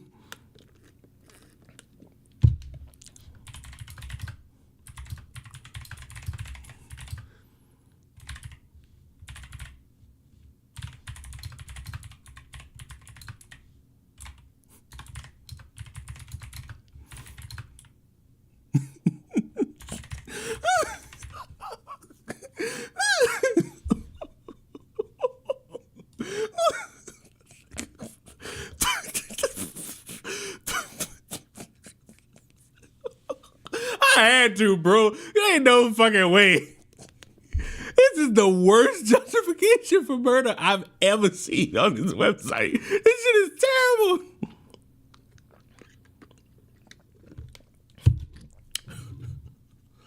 Didn't the DC sniper also have his son with him? I hope not. What the fuck? Hold the fuck up. Hold the fuck up.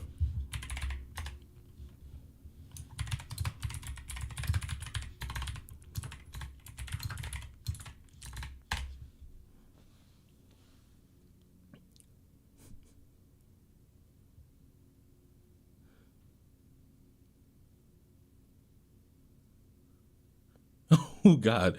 Yes, John Allen Muhammad, the DC sniper, had a son with Una, who left the son with Muhammad when she left for Fort Myers, Florida. Una reportedly planned to have the son follow her later.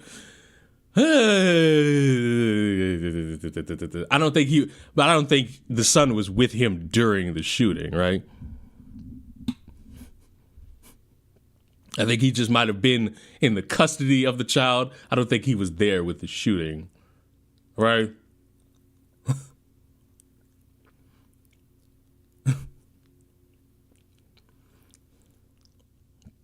He was? Oh, God, no. Oh, God, no. That's bad. What a mental scar. Speaking of mental scars, look at his face. Nigga said take your kid to work day is nuts. People who lost their lives, they were just a decoy. He went on record and said that the local police, in order to throw them off, he couldn't implicate himself because he's like the crazy and deranged ex-husband. So he had to make it look like this was some serial killer attacking unrelated random people. But at the end, so this motherfucker lied to try to get away with it. At the end of the day, the reason why he did it, it was the ex-wife who was the target. She admitted it, and he admitted it. He was trying to take that broad out because she took that broad. Man.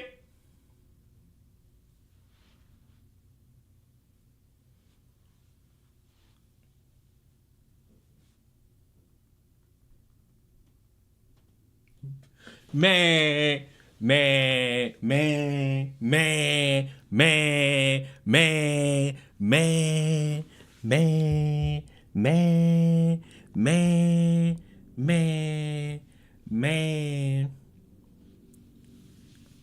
man.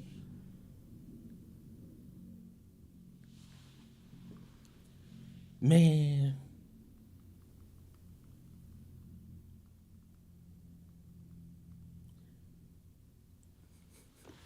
Broad?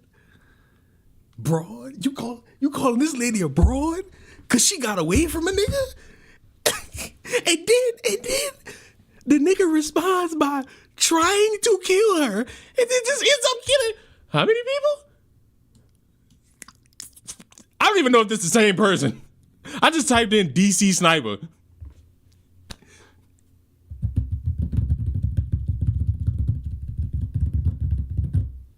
Is this the same person?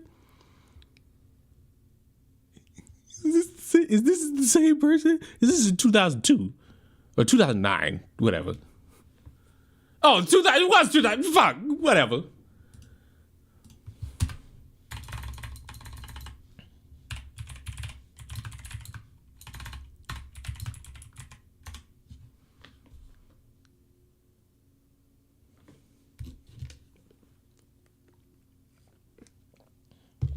Crazy work. Hey, you want to know something crazier? Yes, the DC sniper, John Allen Muhammad, intended to kill his ex-wife Mildred and their children. Hello? What the fuck? What are we doing? Yo, bro, what are we doing? What are we doing? I'm a little confused. I'm a little confused. I'm a tad bit confused. What are we doing? This don't seem normal, you know? It don't seem like it's smart. It don't seem like it's cool. Am I the crazy one? This is the worst. This is the worst justification. I'm so glad I went into this video blind. This is the worst justification for murder ever. Fuck, bro, just get a divorce.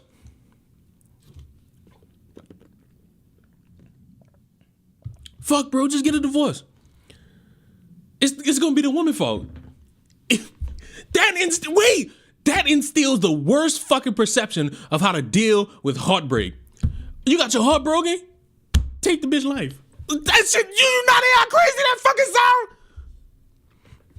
There's a reason why I don't respect goddamn any content creator. Everybody's a fucking hypocrite. And some of these motherfuckers know it, and some of them don't. How the fuck do you say how the fuck do you call the woman who got away from a guy who ended up killing people a fucking broad? And this type of bitch who see them be like, well, if you stayed with him, maybe he wouldn't have killed all those people. That blood's on your hands. No, it's not. No, no, no. No, no, no. What did niggas say? No, no, no, we. What's her opinion on abusive men? Shit, you hearing it right now? Matter of fact, maybe I heard it wrong. Just go all the way back. Investigation, we learned the ex-wife took his kids from him, moved them clear all the way across the country to where he could not see his kids. The man lost it. The man lost it and dedicated so much of his time to try to target. The ex-wife was the target, but all of those other people who lost their lives, they were just a decoy. He went on record and said that the local police, in order to throw them off, he couldn't implicate himself because he's like the crazy and deranged ex-husband. So he had to make it look like this was some serial killer attacking unrelated random people. But at the end of the day, the reason why he did it, it was the ex-wife who was the target. She admitted it and he admitted it. He was trying to take that broad out because she took that man's kids from him. The man lost it. For some reason, I don't know why women believe that these kids are tools that can be used as weapons against the person that you no longer like and want to be with. Are we still gonna gloss over that part? Like literally 20 minutes ago where you talked about the divorce and how that bitch put a restraining on him because she was worried this motherfucker might like whack her or the son.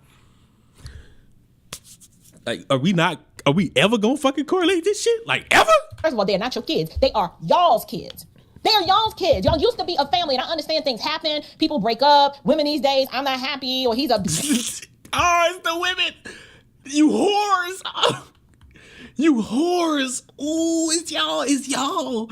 It's always gonna be y'all. You bunch of whores. Ooh. You said whatever. Listen, I'm not here to adjudicate the matter. The point I am making. Really? You spent 21 minutes of a 39-minute video doing it. I don't know what changed in the past couple seconds, but LOL, here we are. Is that there was a time in this country where women, despite their personal happiness, would lay... Just fucking gave it all up for some ass. Back in the day, you fucking women knew your place. But now, you bitches wanted to have rights, and that fucked the whole game up for us. You stupid bitches. That's, ooh. Y'all wanted rights. Y'all fucked it up for me. And who am I? Oh, just a random bitch. It aside because they understood the duty of keeping a family together, and they found other ways and search for personal happiness and fulfillment that necessarily wasn't tied to this man is making me happy, so that's why I'm staying. They were like, no, my children need the security and they need a strong foundation of an intact family together, and I will not... Damn, it's crazy. It's almost like they couldn't get it because maybe dad was a little bit unstable. That's an option. Y'all know that? Y'all know that that's an option, right? Well, like, the dad is a little bit fucking crazy. And it's okay to fucking get away from a nigga that's crazy. It's okay to get away from a bitch that's crazy.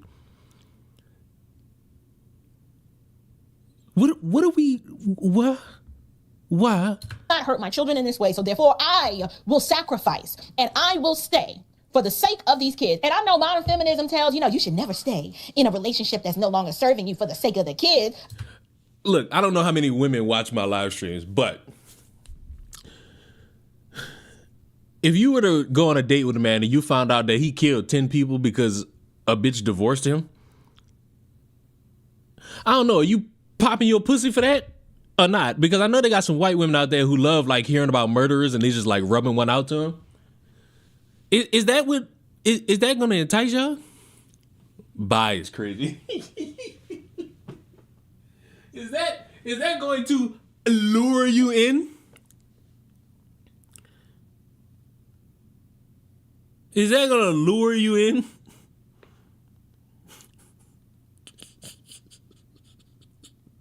Like, maybe it will, maybe it won't. Maybe it will, maybe it won't. Who knows? Who knows? Ahsoka, why are you telling me that? Why are you telling me that? You good for telling me information that has already been discussed and is meaningless. We talking about motherfuckers blaming the women. You giving me a stat we all knew already.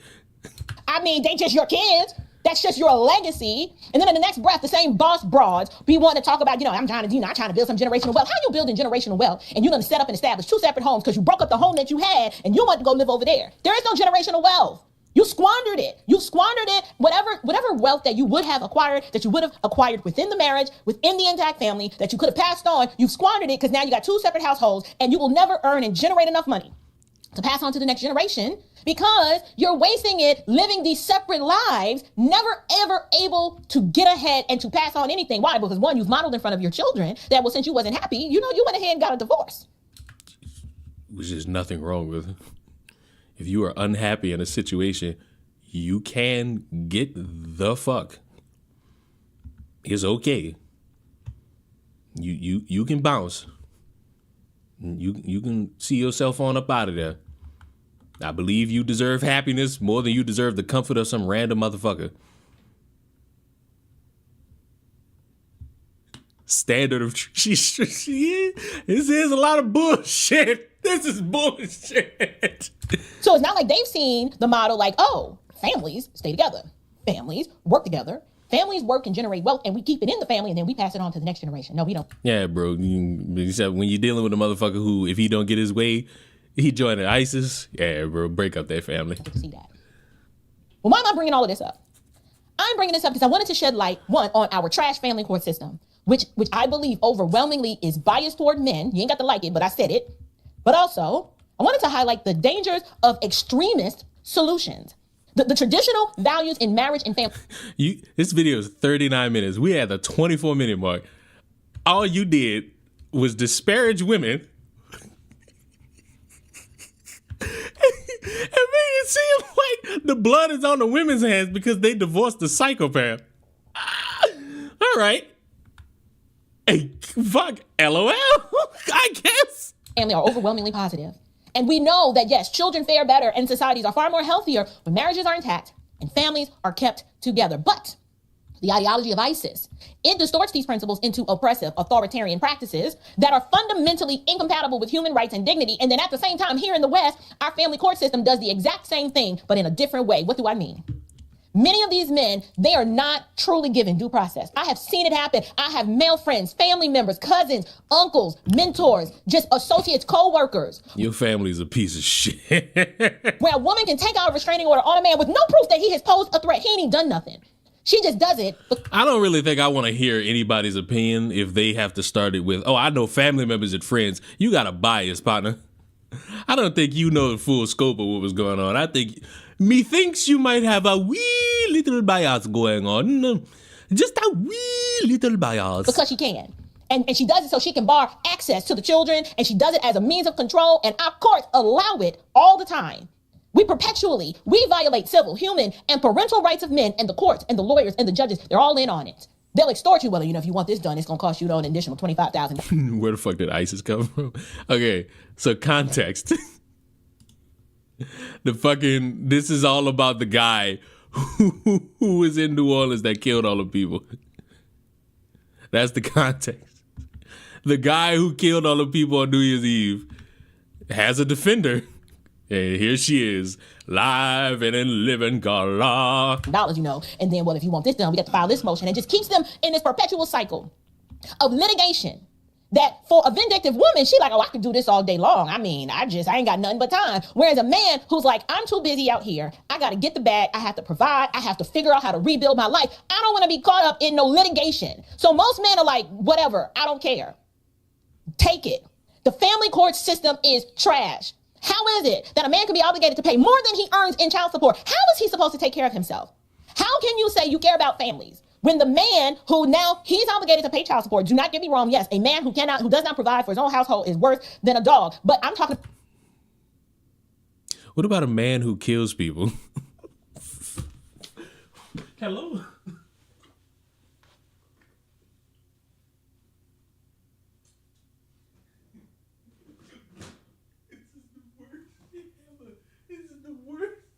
What the fuck? What about a man who kills people? What about a man who joins a terrorist organization? What the fuck? What about the imbalance of it all? How is he supposed to live?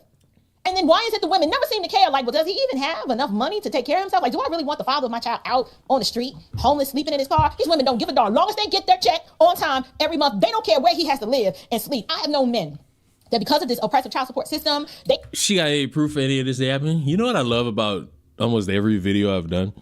Is that whatever I describe, I show it to you. Even in moments where I'm wrong, I should be like, well, I made that fucking mistake.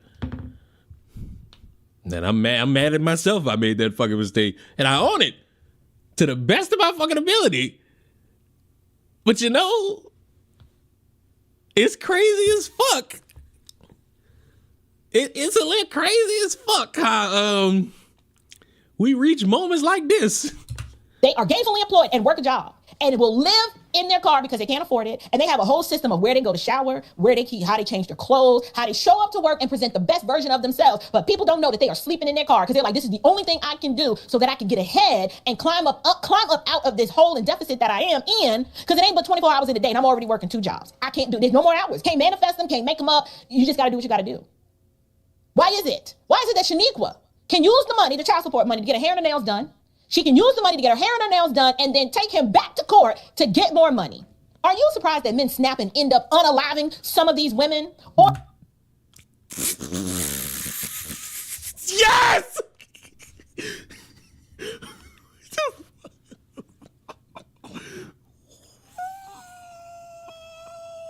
Shit. Oh, shit. Say, bruh.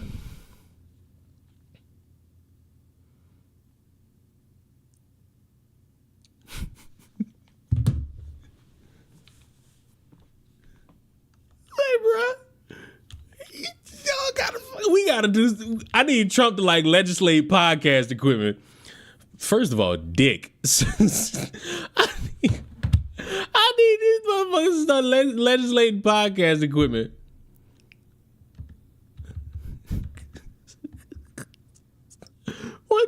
I need everybody to return all that shit, and you can't get it back unless you're willing to pay $5,000 for each fucking piece of equipment you got.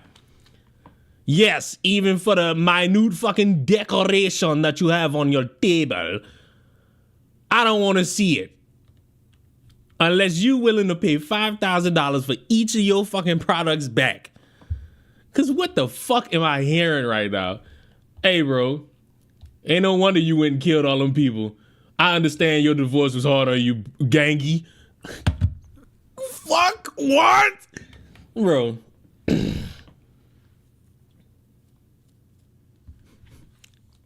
I understand, gangy. It's hard out here for a player / pimp. I get it, gangle. You work hard, gangy. It's all in the ecosystem. Blame the whore.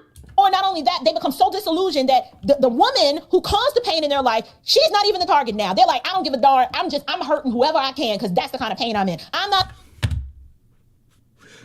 One more time. Say that again. These women, or not only that, they become so disillusioned that the woman who caused the pain in their life, she's not even the target now. They're like, feel it coming in the air. I break the rules, so I don't care. She's gonna run this town tonight. Eh, eh, eh, eh, eh, eh.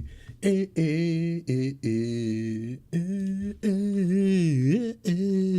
eh, eh, eh. We are, I said it, we are. This is right.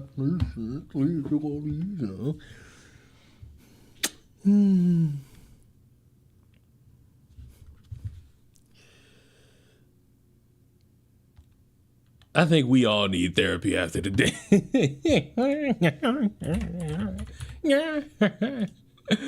You know, this should have been a regular video. There's still the possibility I could just say fuck it and record this shit. Because this is terrible. Like, y'all are watching this with me. Y'all are watching this shit with me. So I'm not making none of this shit up. I'm not being hyperbolic about this shit. This shit is real. This shit is terrible. Like, this shit is ungodly fucking terrible. This is the worst video I've fucking ever seen. You know what? Let's play the song. Suck this pussy just like you should.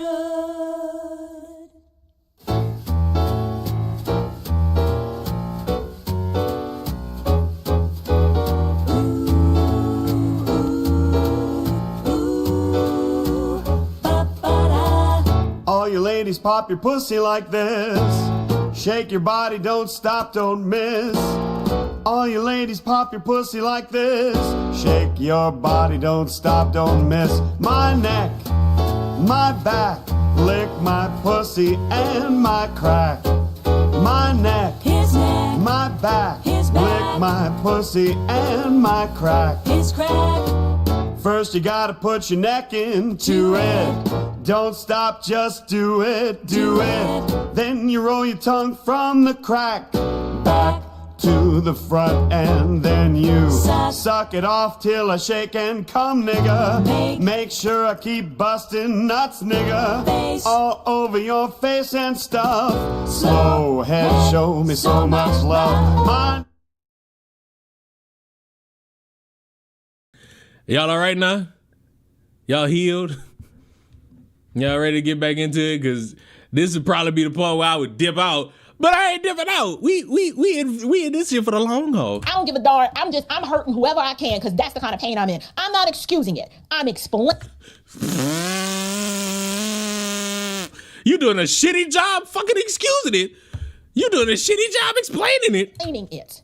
All of these men who have committed these crimes are absolutely going to be held accountable, and they should, but at the same token. No, you're not supposed to say but to that. There's not a but to that. There's not a but to that. I swear to God, wait a minute.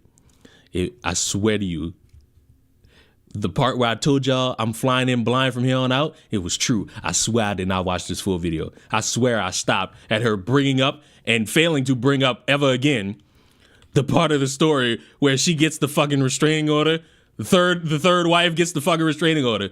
I swear to you, if she fucking sits here, she already said but, so we know she's about to say something.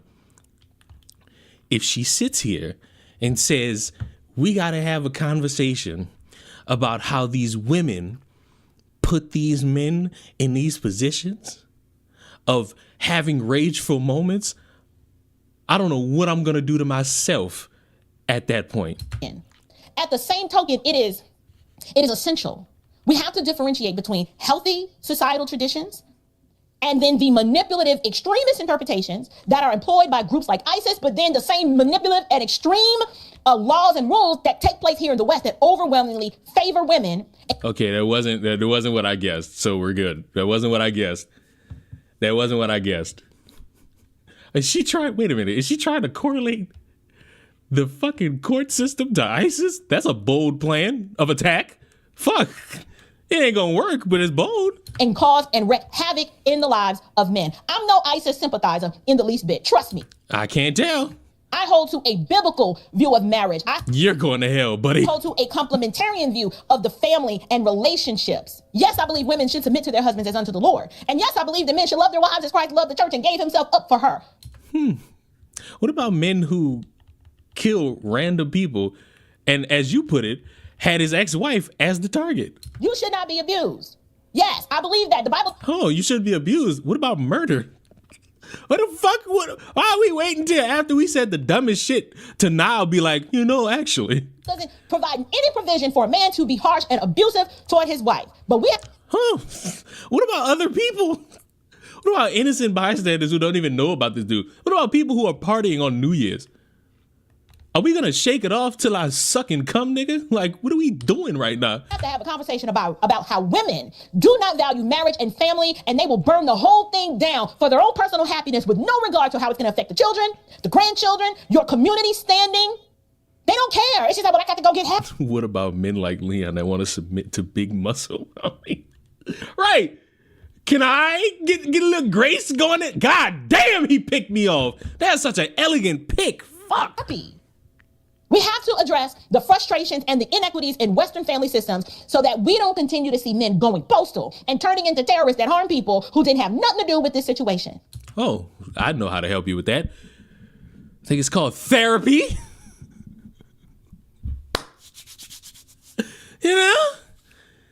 I think it's called therapy. Therapy could be a great option. Because, taking innocent lives to somebody might be considered cool. To me, that's insane. Therapy? Oh, fuck, that works out for a lot of people. ISIS was appealing to Jabbar. Yes, it's a religion of falsehood and disillusionment, in my opinion. But the way the family court system in the West allows women to utterly destroy lives, it's just... Oh, fuck. It's fucking crazy that ISIS is like that. But you got to consider how these men get treated out here in the West. So it might be alluring. Oh. Just as disgusting. Because these feminist judges... Wait a minute. Now, look. Gun to the back of everybody fucking head. Ironic, given the subject matter. Who would you rather deal with? Going through divorce court or participating in an ISIS beheading video? I know which one I'm picking. I know which one gonna mean something to my life and my well-being. They don't give a darn. These family court judges, they have absolute power and they are corrupt. They take the money, it goes into the coffers, and the judges and the lawyers, you think the prosecutor and the judges and the lawyers hate each other? No, they're all in on it. Talk to a divorce attorney and he will affirm what I'm saying. These incredibly liberal judges, a lot. Oh, there you go. There go the fucking word I was waiting for. Liberal, you fucking libtards. Because a Republican don't work in the court system and do the same shit. No, it's just those fucking dirty fucking liberal, those dirty liberal Jews. Oh, it's so dirty. They're so dirty. Yeah, that makes sense. Which are female, the man has no recourse. And the lives of men are being destroyed and men are killing. I'm sending this shit to Kamal. Sending this shit to Kamal, bro, because ain't no fucking way. Ain't no fucking way.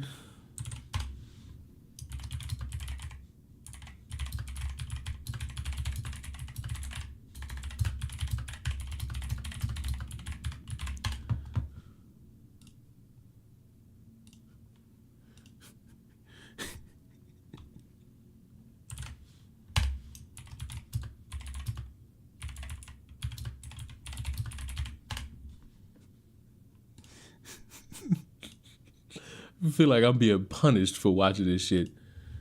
Send it to Gothics. Where do you think I found out about this woman? Guess who interviewed Gothics, I think like 4 weeks ago?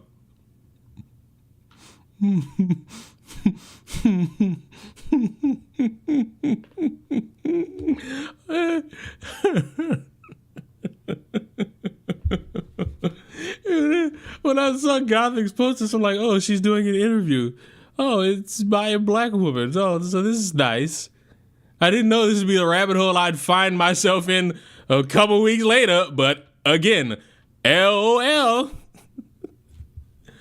LOL. Unaliving people, innocent ones, as a result, because they have not figured out how to manage the misery that has now been placed in their lives. When you have an unjust system, this is the result. Keep taking the kids. Keep taking the man's property. Yeah, keep taking man's property. Hold on now. What we talking about here when we say that? We gotta make sure we know what we're talking about here when we say that. Making a man work 2 and 3 jobs off of Shaniqua to go get a hair and the nails done. While he should, and he'll be a terrorist too. What a great ad campaign. He's trying to survive. Keep taking the kids.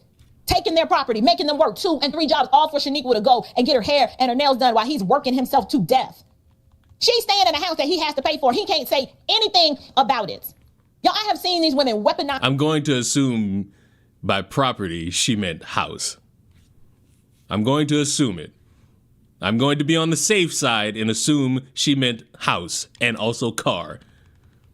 I know what we all thought, but let's put the pitchforks down at least on that one. Police against men, and what do men do? Most men, if they don't have the light of Christ in their heart and they've been made alive in Christ Jesus, most men just check out. They are fighting their flesh to say, just the hell with it all, I'm done. And they check out, causing more harm and distress to the children who... Yeah, they do that. Or they join ISIS. Because, that fucking, those dirty fucking ISIS members, they look alluring to him. Ultimately have to bear the burden of the fact that now daddy just done clocked out because mama, she's in a ratchet tank and can't manage her misery. The weight of that kind of trauma can drive a man to do a lot of uncharacteristic things. Co-parenting is not ideal. Yes, some people can do it and they learn to figure it out, but ideally no man wants to deal with that. Kids don't enjoy being shuffled from one house to the next. Co-parenting a child and that child handoff is traumatic. It is. Let me explain. Imagine pulling up to a house. You used to live here. I ain't even gonna lie to you. We gotta think about this aspect too. Because Ada just brought this up. You got men out here who want to traditional housewives. And a lot of people in this world who demand to have something often are people who can't provide like the third option to that. Like they end up being people who can't provide that type of lifestyle. The women who want like those provider type men don't have that in them to actually be someone that a man would provide for. The motherfuckers who just want a kitchen winch don't have the money to afford having a fucking kitchen winch. You know? I think everybody got to realize that society is ever changing. You either adapt or you die. That you're obligated sometimes to pay for, but you can't live there. You know how that feels? Or you're Fuck, that's basically paying rent. So I do know how I feel. obligated to go to this house to pick up your kids from a home where you used to live, a place where it is permanently etched and cemented in your mind is the place where life was intact. And that was the last time that you had a family. And now you got to go there to go pick up your children. And you got to, the pain, it's like you have this deep wound and then you constantly are peeling the scab off and just messing with it. Every time you go, messing with it and messing with it. Like a man has to mentally compartmentalize that and push past that pain and do what needs to be done, which is I'm going to pick up my kids. And then sometimes he actually has to engage with her crazy behind. He don't want to, but he has to, and you can't even have a decent conversation with the woman. So look, I know that it's been said at least 2 times by somebody in this stream. I think you got some personal demons. I think you got divorced and you regret it and you trying to just like compartmentalize the whole fucking thing. Maybe in your mind, you thought what you did was like the wrong thing and you're just trying to repent. And this is how you repent. Fucking insane. But you know, some people do things in certain ways. Because she don't know how to communicate. And then you retaliate because now you're mad. It's a mess. So look, a man don't know how to communicate too. You know how I know that? You get divorced and you join ISIS and then 5 years later you seek revenge on people? Hello? Like, y'all know this shit. Y'all have heard this woman speak throughout like the past 40 minutes. Not one coherent thing has come out. It hasn't. This has been a justification for a dude joining ISIS. You know what destroys any fucking point she wants to make? This dude joined ISIS. This dude joined ISIS and 5 years later, because in 2020 was his last divorce, decided, hey, let's just whack a bunch of people. For what? For the fuck of it, of course. Do y'all not see this? I don't think these women think about these things. They think, oh, we're going to love our children and we're going to parent them, you know, the best that we can. But they don't think about the actual implications of what a broken home is actually going to look like and the practical way that you're going to live that out. They don't think about it. Fuck, I'm thinking, how could I get away from this ISIS member? Use the power of having the children and they exert it over the man, and power corrupts. Absolute power corrupts. Absolutely. Some of these women refuse to be adults. And hear me clearly. I know a lot of my female audience is like, you don't know what I had to deal with my baby daddy and my ex-husband, and he's unreasonable and he's this and he's that. Listen, I get that. Those are lots of those situations. But let's hear the booty. Until I find a woman, until we have a series of women unaliving their ex-husbands, killing all the kids, and then inflicting this kind of misery on whole communities because they've been radicalized by some religion that puts women in charge, then we can have that conversation. But right now... Wait, so we only going to have that conversation about women being abused if you have a series of women? You just not going to use Google to look that shit up? Because for me, and I'm only speaking for me, it only take 2 examples for me to be like, oh yeah, they got some crazy ass bitches out here. Oh, they got some crazy ass bitches out here who are willing to go above and beyond with their crazy shit. That's all it takes for somebody like me.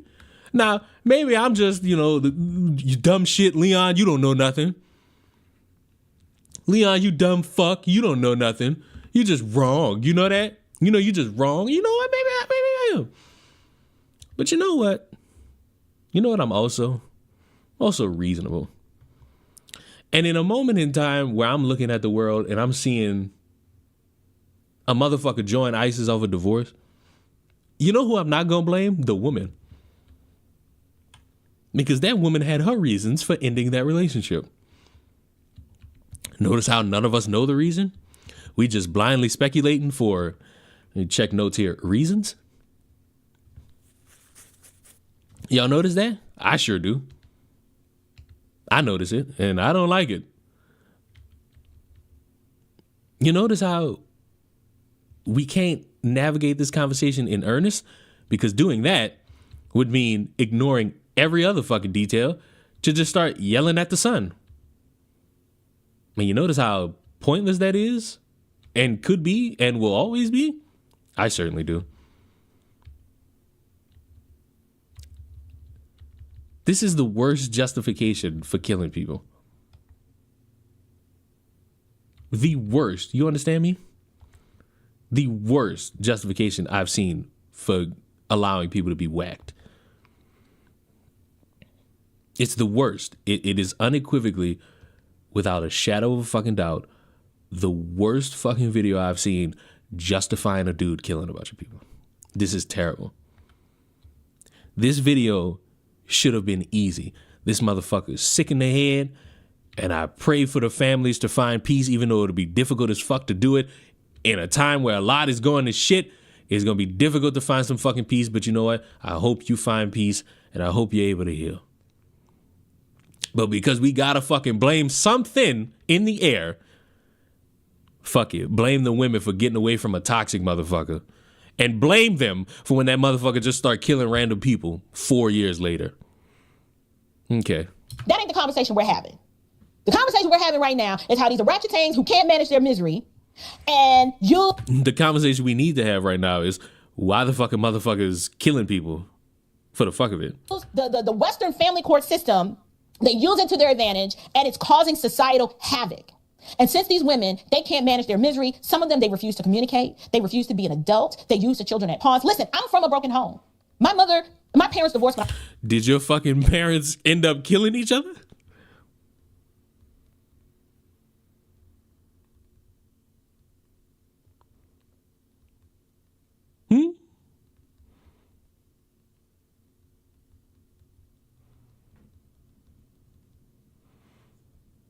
Did your mother or father like plan a terrorist attack on a bunch of innocent fucking people? When I was 4 years old. And the one thing I always give my mother credit for is she didn't want to be that kind of chick that want to use me to be like, you ain't never gonna see her. You know, what happened between them happened between them. But my mother always prioritized. Have you called your father? You know, today's his birthday. Did you call him? Did you say Merry Christmas? Did you see when he wanted to come get you? That sounds like co-parenting working. Wait a minute. That sounds like co-parenting working. Always prioritize that no matter what, she deserves a relationship with her father because that is her father. That is her father. What is wrong with you talking crazy, regardless of how you feel about that child's father in front of the child? Go manage your misery. Learn to communicate. Learn to be an adult. Stop you. Boy, don't you think this advice should be towards the guy who ended up shooting like 10 people in DC? Don't you think this would have been way better advice for the motherfucker who ended up running over like 15 people and killing them and shooting them? I know what I think, but you know, fuck, if I say it, I guess I'm some liberal that's tap dancing, I guess. Using the children as pawns. Many of us females, we don't know what this man was going through. I am not a... What you think the men do? As a man who has been heartbroken and it was his own fault, never thought once about killing other people. Thought about killing myself, but hey, that ain't other people. So no, I don't know what that man going through. I ain't never been in a situation where I'm like, oh, you know what? I want to take out all of you because it's all your fault. No. Terrorist sympathizer. I don't like ISIS. I think it's a false religious system. It provides no hope. It is void of the light of Christ because it has a false God. I affirm all of that. There's no excuse to plow through a crowd of people. However,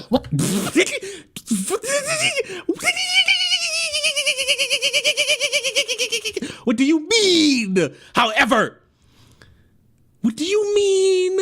However, this is not how you do this. It's not how you do this. First of all, she debunked her whole fucking statement about co-parenting by bringing up herself and her situation Then she tells you for like the 5th time in this video that she does not like ISIS. She doesn't condone the shit. She doesn't support the shit. However, she's about to fucking wrap up the video condoning some shit. When I heard a bit about this man's story, a bit about his background, Don't say you got compelled. I'll accept anything you say. Please do not say you felt compelled to speak about this the way you did. Please don't. realized that I said, hey, we've seen this before. How many other stories have come out where a man does something crazy like this and it's not in the too distant past where a divorce or a custody battle was present? So look, I don't know what we're defining as the not too distant past, but if you wait 4 years to kill a bunch of innocent people over a divorce that happened 4 years ago, yeah, bro, fuck you. It's not to say do it as soon as you get a divorce, because that's not gonna make it better. But bro, what are we talking about here? What are we talking about here? I'm walking here. What the fuck? This shit making me hyperventilate. I don't like none of this shit. I'm starting to realize a little bit. Leon's starting to realize life is worth living. We've seen it before. But listen, yo, I'm curious to know what you guys think. Bitch, get in the kitchen. That's what I fucking think. Get the fuck in the kitchen. This is clear. Conservative women, just get in the kitchen. Y'all not cut out for this. This is the worst. And I do mean the worst justification of murder ever. I'm confused, bewildered, kerfuffled, all of it. All of it. All of it. This is terrible.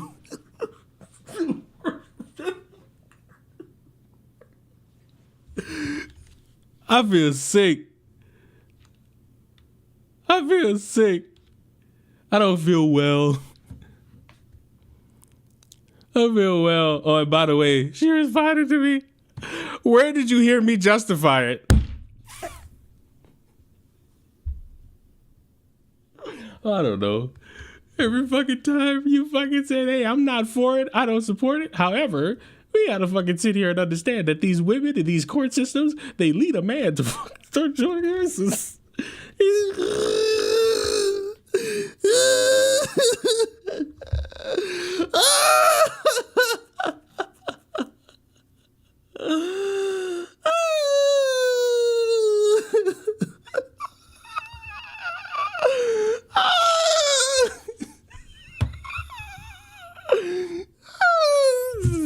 This shit just made my hair. I'm getting a brain bleed because of this shit, bro. The Matt Walsh video couldn't be that bad now. I don't know. I didn't watch that. This is terrible. Say, bro, ladies, get away from any motherfucker that could potentially be abusive to you. And guess what? If the motherfucker ends up killing a bunch of people, you're validated to get Listen, hey, let me tell you simple-minded motherfuckers something. I don't condone any of you trying to speak on my behalf. Do not. Don't you be going fucking trying to harass no fucking body. It's a bad fucking opinion. It's a bad fucking take by this lady. It's a bad fucking video. That don't mean be weird. You can accept that bad opinions exist in this fucking world. Don't. Not on my behalf. Not at all, never. None of it. Okay? Are we clear? Do we understand each other? I hope so. Because if you shut up. If you do it, fuck you. I don't support you. I don't condone you. This shit got me gobsmacked. This shit got me gobsmacked. But we got a fucking Matt Walsh Sonic the Hedgehog 3 review now. Oh god. We got a Sonic the fucking Hedgehog 3 review from the beacon of moviegoers, Matt Walsh. Oh, God. All right, let's rip it. When a man becomes a father, he's called upon to make sacrifices for his family. And often these will be small sacrifices. Sometimes they'll be larger, though, more significant. And on even rarer occasion, the duties of fatherhood will require him to make the kind of sacrifice that, up to that moment, he would have thought himself incapable of making. These are the moments when a man must become a hero, when he must lay his very life on the line. And this may take many forms. Perhaps he's rushing into a burning building to rescue his child from the fire. Perhaps he has to pull his loved one away from the path of a speeding train because they've been tied to the tracks by bandits or whatever. Or most harrowing of all, he may be compelled by his paternal obligations to go to a movie theater and watch In Sonic the Hedgehog 3. they're eating the dogs. Suck this pussy just like you should.